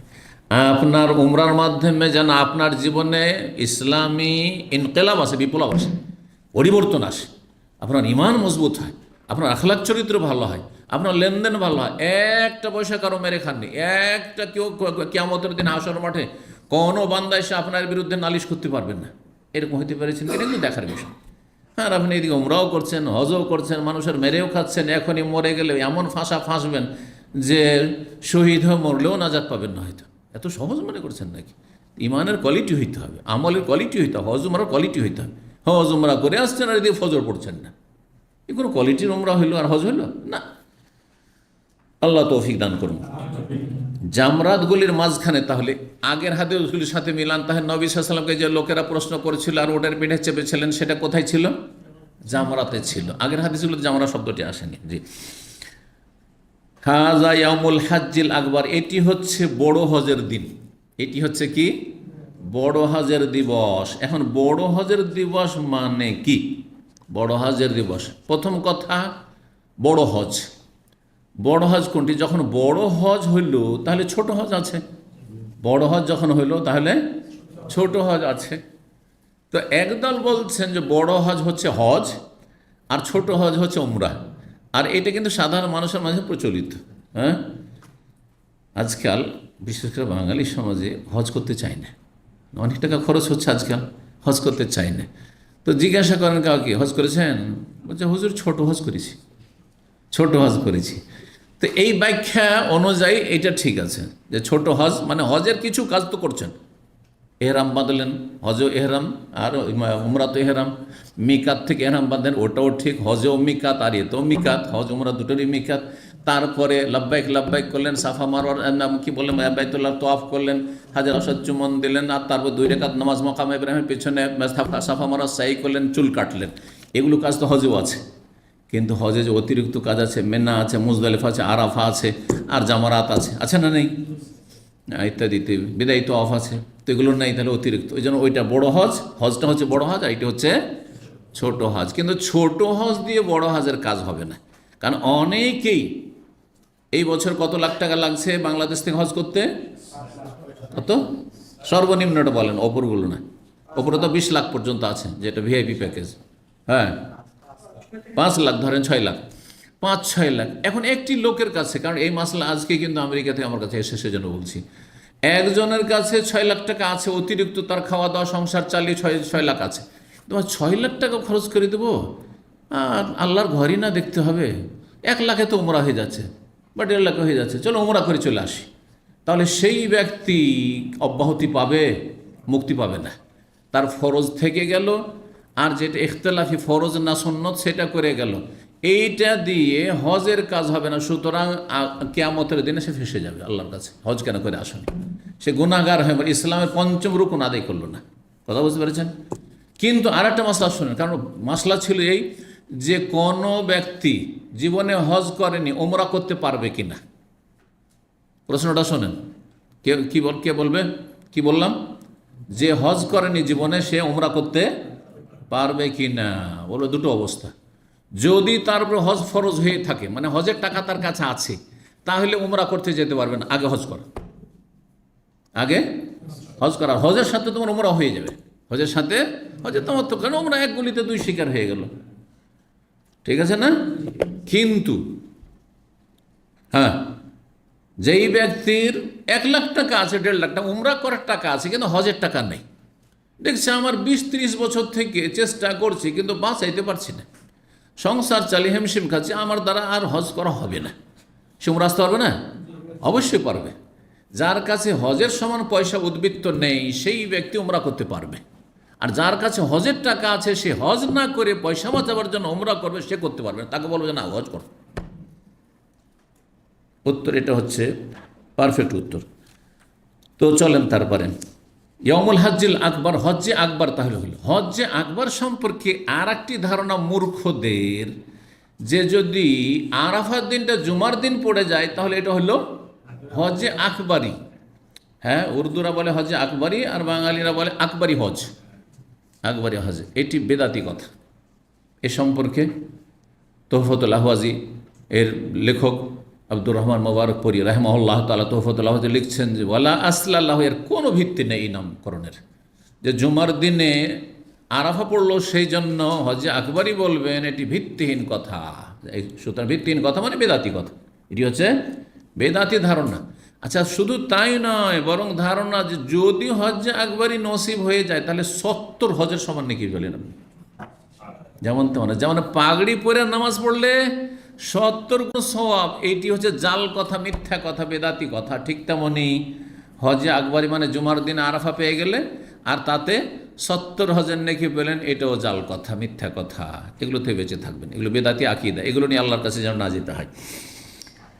এখন হজ্জে আকবরের দিন ইয়াউমুল হজ্জিল আকবর, এই কথাটি এ হাদিসে আছে, আর সূরা তওবা ওয়া আযানু মিনাল্লাহি ওয়া রাসূলিহি ইলান নাস ইয়াউমাল হজ্জিল আকবরি, আল্লাহ এবং রসুলের পক্ষ থেকে ঘোষণা, ইলান নাসে সমস্ত মানব জাতির উদ্দেশ্যে, মুসলিম অমুসলিম সবার উদ্দেশ্যে, যে ইয়াউমাল হজ্জিল আকবরে, বড় হজের দিবসে এই ঘোষণা করা হচ্ছে, বড় হজের দিনে এই ঘোষণা করা হচ্ছে, আন্নাল্লাহ বারিউম মিনাল মুশরিকিন ওয়া রাসূলুহু, আল্লাহ এবং তার রাসূল মুশরিক কাফের থেকে সম্পর্কহীনতার ঘোষণা করছেন। জি, এই আয়াতগুলি নাজিল হয়েছিল, আর মেনা আরাফার ময়দানে গিয়ে শুনিয়ে দেওয়া হয়েছিল। আলী রাদিয়াল্লাহু তাআলা আনহু গেলেন, আবু বকর সিদ্দিক রাদিয়াল্লাহু তাআলার সাথে নবম হিজরির হজের মৌসুম, আর এই আয়াতগুলো শোনানো হয়েছিল। তো এখানে রয়েছে হজ্জে আকবরের দিন, বড় হজের দিন। তো বড় হজের দিনটি কি, এই বিষয়ে দুটো মত রয়েছে। অধিকাংশ আইম্মাই কেরাম বলছেন যে বড় হজ মানে যেই দিন হজের সবচেয়ে বেশি কাজ আদায় করেন, সেই দিনটা হচ্ছে বড় হজের দিন। কোন দিন সবচেয়ে বেশি কাজ? 10 তারিখ। তাহলে কোরবানির দিন 10ই জিলহজ হচ্ছে বড় হজের দিন। এই দিনে ঘোষণা, মেনাতে ঘোষণা শেষ করে। ইয়মুল হাজ্জিল আকবর। তো এখানে এই যে আর এই হাদিসটাও দলিল। দিনটা কি ছিল? কালা, এই যে বলছেন ওয়াকাফান ইয়মান নাহর, নবী সাল্লাল্লাহু আলাইহি ওয়াসাল্লাম কোরবানির দিনে অবস্থান করলেন বাইনাল জামারাতে, জামরাতগুলির মাঝখানে। তাহলে 10 তারিখ ছিল কোরবানির দিনে। আর সেই দিন সম্পর্কে বলছেন নবী সাল্লাল্লাহু আলাইহি ওয়াসাল্লাম হাজা ইয়মুল হাজ্জিল আকবর, এটি হচ্ছে বড় হজের দিন, এটি হচ্ছে বড় হজের। কারণ হজের বেশিরভাগ কাজগুলি এই দিনে করা হচ্ছে। এই মতটি অধিকাংশ ওলামাদের মত, মুহাদ্দিসিনদের মত। এটি হচ্ছে ইমাম মালিকের মত, এটি ইমাম আহমদ হাম্বল হানাবেলার মত। পক্ষান্তর ইমাম আবু হানিফা আর ইমাম শাফি, এইখানে এসে ইমাম আবু হানিফা শাফি এক জায়গায় হয়ে গেছে রফাদানির ক্ষেত্রে দুই দিকে। হানাফি মজা বলছেন না রফাদানি একবার বাস, আমি আমার শাফি বলছেন না সব, হ্যাঁ 3টা 4টা সব রফাদান করতে হবে। আমি জোরে না আসতে ওইখানে আলাদা আলাদা। বেশিরভাগ মাসলা মাসা দেখা যায় যে হানফি শাফি আলাদা আলাদা। মালয়েশিয়া আর কেরালা, ইন্ডোনেশিয়ার আমল আর ইন্ডিয়া বাংলাদেশ হানাফিদের আমল ভিন্ন ভিন্ন, তাই না? বুকে হাত বাঁধা শাফি মজহাব আর নাভির নিচে হাত বাঁধা হচ্ছে হানাফি মজহাব। কিন্তু এখানে গিয়ে এক হয়ে গেছে যে হাজ্জে আকবরের দিন, বড় হজের দিন মানে আরাফার দিন। হানাফি এবং শাফি মতে, ইমাম আবু হানিফা শাফির মত, তাদের ইস্তিহাদ যে আরাফার দিনটা হচ্ছে বড় হজের দিন। কেন? তাদের যুক্তি বলছে যদিও কাজ একটাই, কিন্তু এইটা সবচেয়ে গুরুত্বপূর্ণ কাজ। যদি আরাফার ময়দানে কেউ না থাকে 9 তারিখে অথবা 10 তারিখে রাত ফজর পর্যন্ত, তাহলে ওর হজই হবে না। 10 তারিখের সব কাজই করলো, হ্যাঁ বাইতুল্লাহর তওয়াফ করলো, সাফা মারওয়া সাই করলো, সবই করলো, এহরাম বাঁধলো, কিন্তু আরাফায় গেল না 9 তারিখ। হজ হবে? আল হাজ্জ আরাফা, হজ হচ্ছে আরাফার নাম, নবী সাল্লাল্লাহু আলাইহি ওয়াসাল্লাম বলেছেন। এই জন্য তারা এই যুক্তিতে বলেছেন। কিন্তু যারা বলছেন না 10 তারিখটা হচ্ছে হজ্জে আকবরের দিন, বড় হজের দিন, তারা বলছেন যে বেশিরভাগ কাজগুলি কি করা হয় এই দিনই সম্পাদন করা হয়। এটাই বেশি শক্তিশালী, আর এর দলিল এটি আর কি এই হাদিসটি। 133 নম্বর অধ্যায় বলছেন বাবুন, এই অধ্যায় হচ্ছে হালিয়াবি তো আসাবু সেকায়াত আও গায়রুহুম বিমাক্কা লায়ালি আমিনা, যারা জমজমের পানি পান করাবেন অথবা এই রকমই যারা বিভিন্ন দায়িত্বে নিয়োজিত থাকবেন হজের মৌসুমে, তারা মক্কায় কি বা অন্য জায়গায় মেনার বাইরে মেনার রাতগুলি কাটাতে পারবেন? পারবেন। এর উত্তর হচ্ছে পারবেন। এর আগে আব্বাস রাদিয়াল্লাহু তাআলা আনহু নবী সাল্লাল্লাহু আলাইহি ওয়াসাল্লামের কাছে অনুমতি চাইছিলেন যে আমি জমজমের কূপ থেকে বালতিতে করে পানি উঠিয়ে সবকে হাজিদেরকে পানি খাওয়াবো, তো আমি যদি রাত্রে এখানে থেকে যাই তাহলে তো কাজ হবে না, তো আমাকে মক্কায় থাকতে হবে, মেনায় থাকা চলবে না। তো নবী সাল্লাল্লাহু অনুমতি দিয়েছেন। এইরকম অন্য হাদিস রয়েছে যে নবী সাল্লাল্লাহু আলাইহি ওয়াসাল্লাম উটের রাখাল, উট তো আর সব মেনার ময়দানে তো মানুষ, লোকে লোকারণ্য, তো বাইরে উট থাকবে। তখন এখানে যদি বসে থাকে তাহলে উটগুলি তো কোথা থেকে কোথায় চলে যাবে? উটের রাখাল তো উটের কাছে থাকতে হবে, উটের পালে থাকতে হবে। সেজন্য তাদেরকে অনুমতি দিয়েছিলেন যে রোয়াতুল এবেল জাল্লা, উটের রাখাল, তারা উটের সাথে যেখানে উট রয়েছে সেখানে উটের পালে থাকতে পারবে। এই রকমই যারা ধরেন সিকিউরিটির কাজ করে, হ্যাঁ সেনাবাহিনীতে আছে, পুলিশ, হ্যাঁ তাদের ডিউটি আছে, ধরেন হারামে ডিউটি, হ্যাঁ হারামের চত্বরে তাও ডিউটি, রাস্তাঘাটে কোথাও ট্রাফিক পুলিশ তার ডিউটি, আর হজে গিয়েছিল না তোমার, হ্যাঁ এই 10 তারিখের পর সন্ধ্যাবেলা থেকে রাত থেকে তোমার ডিউটি, তাহলে 11 তারিখের রাত 12 তারিখ এই রাতগুলি মেনার বাইরে থাকলেও অসুবিধা নেই, তাদেরকে দম দিতে হবে না, তাদেরকে দম দিতে হবে না। পার্থক্য হচ্ছে তাদের দম দিতে হবে না। আর অন্য লোক যদি ওয়াজিব ছেড়ে দেয় তাহলে কি করতে হবে? দম দিতে হবে। 1743 নম্বর হাদিস, ইবনে ওমর রাদিয়াল্লাহু তাআলা আনহু বর্ণিত, তিনি বলছেন রাখাসান নবী সাল্লাল্লাহু ছাড় দিয়েছেন, এই শ্রেণীর লোকদেরকে ছাড় দিয়েছেন। হাদিসটা সংক্ষেপ করে দিয়েছেন। ইবনে ওমর বলছেন অন্য রিওয়ায়াতে আজেনা, অনুমতি দিয়েছেন, অনুমতি দাও, ছাড় দাও, একই কথা। তারপরে 1775 নম্বর হাদিস, আন্নাল আব্বাস রাদিয়াল্লাহু বলছেন ইস্তাজানা, হ্যাঁ তিনি ইস্তাজানান নবী সাল্লাল্লাহু আলাইহি কাছে অনুমতি চাইলেন লিয়াবিতা বিমাক্কা, মক্কায় রাত যাপন করার জন্য, লায়ালে মিনার রাতগুলিতে 11 তারিখ 12 তারিখ 13 তারিখ। কেন? মিন আজালে সেকায়াতেহি, জমজমের পানি পান করানোর জন্য। ফাআযান আল্লাহ, তাকে নবী সাল্লাল্লাহু অনুমতি দিয়েছেন। 134 নম্বর অধ্যায় বাবু রামিল জিমার, এই অধ্যায় হচ্ছে জামরাতে পাথর মারা, জামরায় পাথর মারা। 10 তারিখে টোটাল পাথর কতটি মারতে হবে? হ্যাঁ কতটি? 10 তারিখে কয়টি? 10 তারিখে 21টি। মাশাআল্লাহ। হজ করা লোক, হজ, হাজি হাজি, হ্যাঁ 28টি। কত? 10 তারিখে 7টি, 11 তারিখে 21, 12 তারিখে 21, 13 তারিখে 21, 3 21 কত হয়ে যাবে? 63, আর 7 টোটাল 70টি। টোটাল 70টি। কেউ যদি 13 তারিখে না থাকে তো 21টা কমে যাবে। 70 21 কমে গেলে কত হয়? 49। হিসাব ঠিক আছে? আচ্ছা, এই আর কি। 7 21 আর 21, 21 21 কত হলো? হ্যাঁ, 42, 42 আর 7 49। জি, 10 তারিখে সকালবেলা সূর্য ওঠার পর থেকেই মারা সুন্নাত। যত সকাল সকাল মারতে পারে তত উত্তম, আর যত দেরি করবে তত অনুত্তম, কিন্তু যায় সারাদিন রাত। আর 11 তারিখ, 12 তারিখ, 13 তারিখ সকালবেলা মারা চলবে না। নবী সাল্লাল্লাহু অপেক্ষা করতে থেকেছেন, কখন মেরেছেন? যখন মাথার উপর সূর্য গড়েছে, এটাই করা উচিত। কিন্তু আজকাল বিভিন্ন ক্যাম্পের হাজিদেরকে অনেক সময় সবগুলি সিরিয়াল করে দিয়েছে, এমন যে অনেক সময় বাধ্য করছে সকালে মারা। যথাসাধ্য এড়িয়ে চলার চেষ্টা করবেন যাতে এমনটা না হয়। কারণ কিছু আলমারা শুধু ফতোয়া দিয়েছেন যে যখন এরকম ভিড় থেকে রক্ষা করার জন্য, এই করার জন্য, সেই করার জন্য অনুমতি ইজতিহাদি, কিন্তু নবী সাল্লাল্লাহু আলাইহি ওয়াসাল্লাম এমনটা যেহেতু করেননি আর অপেক্ষা করতে থেকেছেন, একজনও কেউ মারেনি, সেই জন্য এটা থেকে বেঁচে থাকার চেষ্টা করবেন। জি, জাবের রাদিয়াল্লাহু তাআলা বলছেন, রামান নবী ইয়াউমান নাহরে, নবী সাল্লাল্লাহু আলাইহি ওয়াসাল্লাম পাথর মেরেছেন কোরবানির দিনে দোহান, মানে সকাল সকাল। দোহা মানে চাষতের সময়, চাষতের সময় সকাল 7টা 8টা এই সময়গুলোতে, সকাল সকালে, সকালে যে আমরা নাস্তা করি ওই সময়টি, জি, যেটাকে বলা হয় পূর্বাহ্ন। দোহার শাব্দিক অর্থ হচ্ছে বাংলায় পূর্বাহ্ন। জি, দুপুরের আগের সময়গুলি, সকাল সকাল একবারে। তারপরে বলছে রামা বাদাজাল, আর তারপরের দিনগুলিতে জাওয়ালের পরে, মাথার উপরে সূর্য গড়ার পরে মেরেছেন, হয়ে গেল কথা। 1746 নম্বর হাদিস বলছেন, ওয়াবরা বর্ণনা করছেন, সালতু ইবনে ওমর, ইবনে ওমরকে জিজ্ঞাসা করেছি, মাতা আরমিল জিমার, আমি পাথর কখন মারবো জামারাতে? কালা এজা রামা ইমামকা ফারমি, যখন তোমার শাসক মারবে তখন তুমি মারো। কারণ সেই যুগে শাসকের আগে কোনো কাজ করা যেত না। জি, এখন হয়তো শাসক মারতে আসে না, কিন্তু পুলিশ পাহারা দিচ্ছে। এক সময়, আজকাল সকালে শুধু মারাচ্ছে, কিন্তু আজকে থেকে 10 বছর আগে দেখেছি পুলিশ একবারে কড়া পাহারায় নিযুক্ত। যতক্ষণ পর্যন্ত মাথার উপর তার সূর্য না গড়ে যায় ততক্ষণ মারতে দিত না কাউকে, জামারাতের কাছে যেতে দিত না। অনেক মূর্খ হাজিরা সকালে মেরে চলে আসে, ফাঁকা ফাঁকা ফাঁকা ফিল্ডে গোল দিয়ে চলে আসো, যেহেতু মারতে দিত না কাউকে। জি, তো এটি হচ্ছে যখন তোমার শাসক মারবে, মানে মারতে দেবে, যে হ্যাঁ এখন মারো, তখন মারো। যদি লেট করো, এমাম আগব, তখনকার যুগে হয়তো কি, ওই যুগে উমাইয়াদের যুগে আগে এমাম মারবে, যে হজের দায়িত্বশীল সরকারি প্রধান, যিনি হজের প্রধান, তিনি মারবেন, তারপর অন্যরা মারা শুরু করবে। তার আগে মারতে গেলে তখন সেই যুগে তো জুলম অত্যাচারও হয়তো জালেম শাসকদের যুগে, সুতরাং মুশকিল আছে, সম্ভব ছিল না সেটা। তো যাই হোক, বলছে তাই বললেন, এজা রামা এমামকা ফারমে, যখন তোমার শাসক মারবে তখন মারো। ফাআতু আলী মাসাল, আবার জিজ্ঞাসা করলেন, একটি কথা বারবার জিজ্ঞাসা করলেন, কাল কুন্না না তাহাইয়ানো, তখন আসল বিষয়টা বলছেন, আমরা অপেক্ষা করতে থাকতাম, যে মাথার উপর সূর্য গড়েছে গড়েনি, গড়েছে গড়েনি। ফাইজা জালাতিশ শামসু রামাইনা, যখন সূর্য মাথার উপর থেকে গড়ে যেত তখন আমরা মারতাম। আপনার গড়ে যেত বলেন না ঢলে যেত বলেন? ঢলে যাওয়া, গড়ে যাওয়া, ঢলে যাওয়া একই কথা, দুটি বাংলা।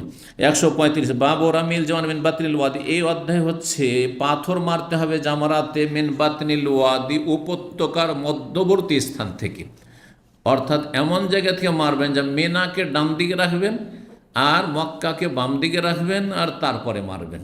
জি হ্যাঁ, যখন যাচ্ছেন, যাওয়ার পরে আপনি দাঁড়াবেন মেনাকে ডান দিয়ে করে, আর মেনাকে বাম দিয়ে করবেন না। অনেকে, তবে আজকাল ভিড় ভাড়ে চারিদিক থেকে মারলে যায়, চারিদিক থেকে, কিন্তু সুন্নতের খেলাফ। সুন্নত হচ্ছে যে তখনকার যুগে জায়গাটা নিচু ছিল আর উপত্যকা বোঝা যেত, এখন সব সমতল ভূমি করে দিয়েছে, সুতরাং ওগুলো বোঝার কিছু নেই, বোঝা যাচ্ছে না। কিন্তু জায়গার লক্ষণ বলে দিলাম যে আপনি গিয়ে এমন পজিশনে দাঁড়াবেন যে মেনা আপনার ডান হাতে থাকছে আর মক্কা কাবা বাম হাতে থাকছে। 1747 নম্বর হাদিস বর্ণনা করছেন আব্দুর রহমান বিন ইয়াজিদ তাবেই। তিনি বলছেন, রামা আবদুল্লাহ বিন মাসউদ, তার ওস্তাদ ছিলেন আবদুল্লাহ বিন মাসউদ রাদিয়াল্লাহু প্রখ্যাত সাহাবী, তিনি পাথর মেরেছেন মিন বাতনিল ওয়াদি, আপনার ওয়াদি উপত্যকা, ওয়াদি বলা হয় দুই পাহাড়ের মাঝখানে যে নিচু জায়গা। তো এই উপত্যকার মধ্যবর্তী স্থান থেকে, ফাকুল, তো আমি বললাম, ইয়া আবু আব্দুর রহমান, হে আবু আব্দুর রহমান, এর কুনিয়াত উপনাম ছিল আবদুল্লাহ। তাহলে ইন্না নাসান ইয়ারমুনা মিন ফাওকিহা, কিছু কিছু লোক আছে ওপর দিক থেকে মারছে, আপনি নিচে থেকে মারছেন। তো যারা ওপর দিক থেকে মারবে তাদের মেনা হয়ে যাবে বাম হাতে আর মক্কা হয়ে যাবে ডান হাতে, উল্টো দিক থেকে। ফাকালা, তখন তিনি বলেছেন ওয়াল্লাযী লা ইলাহা গায়রুহু, যার ছাড়া কোনো সত্য মাবুদ নেই, হাযা মাকামুল্লাযী উনজিলাত আলাইহি সূরাতুল বাকারা, এই জায়গা, যেই জায়গা থেকে আমি মানলাম সেই জায়গা হচ্ছে দাঁড়ানোর স্থান ওই ব্যক্তির, ওই ব্যক্তিত্বের যার উপর সূরা বাকারা নাযিল হয়েছে। কার উপর সূরা বাকারা নাযিল হয়েছে? নবী সাল্লাল্লাহু আলাইহি ওয়াসাল্লাম। যার কাছে সূরা বাকারা নাযিল হয়েছে তিনি, আমি যেই জায়গা থেকে পাথর মারলাম ওই জায়গায় দাঁড়িয়ে পাথর মেরেছেন। মাকাম মানে দাঁড়াবার জায়গা। কেন সূরা বাকারা বললেন? কেন বললেন যে উনজিলা আলাইহিল কোরআন? অথবা বলতে আলে ইমরান নাযিল হয়েছে বলতেন, সূরা ফাতিহা নাযিল হয়েছে বলতেন, সূরা বাকারা কেন বললেন? হ্যাঁ, এই জন্য বললেন যে সূরা বাকারায় হজ সংক্রান্ত আয়াতগুলি রয়েছে। হজ সংক্রান্ত সবগুলি আয়াত প্রায় সূরা বাকারাতে রয়েছে। একটি আয়াত রয়েছে শুধু আপনার এতে, বা দুটি আয়াত এতে কি বলছে সূরা আলে ইমরানে, আর বাকি সূরা হজ রয়েছে, হজ কুরবানির কিছু কথা রয়েছে। কিন্তু মূল যে হজের মাসলা মাসাইল, ওয়াতিমুল হাজ্জাল উমরাতা লিল্লাহ, আর তারপরে হাদি কুরবানি এই সেই, আর তারপরে মেনাতে কয়দিন থাকতে হবে, তারপরে আরাফার কথা, মুজদালিফার কথা, সবগুলি সূরা বাকারায় উল্লেখ হয়েছে, সূরা বাকারায় উল্লেখ হয়েছে। জি, তো এই ছিল আলোচনা। আর একটি ছোট্ট হাদিস রয়েছে, শেষ করে নিই। 136 নম্বর অধ্যায় হচ্ছে বাবু রামিল জওয়ার বেসাবি হাসা আয়াত। এই অধ্যায় হচ্ছে জামরাতগুলিতে পাথর মারবে 7টি করে, মানে 11, 12, 13 তারিখে যে মারবেন তো প্রত্যেকটাকে কয়টি করে মারবেন? 7টি করে মারবেন। ইবনে ওমর রাদিয়াল্লাহু তাআলা আনহু নবী সাল্লাল্লাহু আলাইহি ওয়াসাল্লাম থেকে এভাবে বর্ণনা করেছেন। 1748 নম্বর হাদিস আব্দুল্লাহ ইবনে মাসউদ বর্ণনা করেছেন, আন্নাহু ইনতাহা ইলাল জামরা, তার সম্পর্কে বলা হচ্ছে যে তিনি জামরায়ে কুবরায় গেলেন। 10 তারিখে একটা ছেড়ে দেবেন ছোট, আর তারপরে মাঝখানটা ছেড়ে দেবেন, তারপরে মক্কার দিকে যেটা সেখানে গিয়ে মারবেন আপনি। সেখানে পৌঁছিলেন, জাআলাল বাইতা ইয়াসারিহি, বাইতুল্লাহকে বাম দিকে রাখলেন, যেটা বললাম কাবাকে মানে মক্কাকে বাম দিকে, ও মিনা ইয়ামিনে, মেনাকে ডান দিকে রাখলেন, ও রামা বিসাবিন, আর 7টি কঙ্কর মারলেন।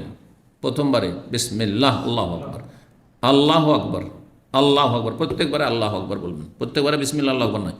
ওয়াকার বলে হাকাযা রামাল্লাযী উনজিলাত আলাইহি সূরাতুল বাকারা, এইভাবে মেরেছেন পাথর ওই ব্যক্তিত্ব যার উপর সূরা বাকারা নাযিল হয়েছে। আর তিনি সূরা বাকারা যেহেতু তার উপর নাযিল হয়েছে, আর তাতে হজের মাসাইল রয়েছে, আর তার ব্যাখ্যা আল্লাহ তাকে জানিয়ে দিয়েছে, সুতরাং তিনি যেখান থেকে মেরেছেন সেখান থেকেই আমি মারবো, আর ওখান থেকে মারা সুন্নাত। এখানে আজকের আলোচনা শেষ করছি।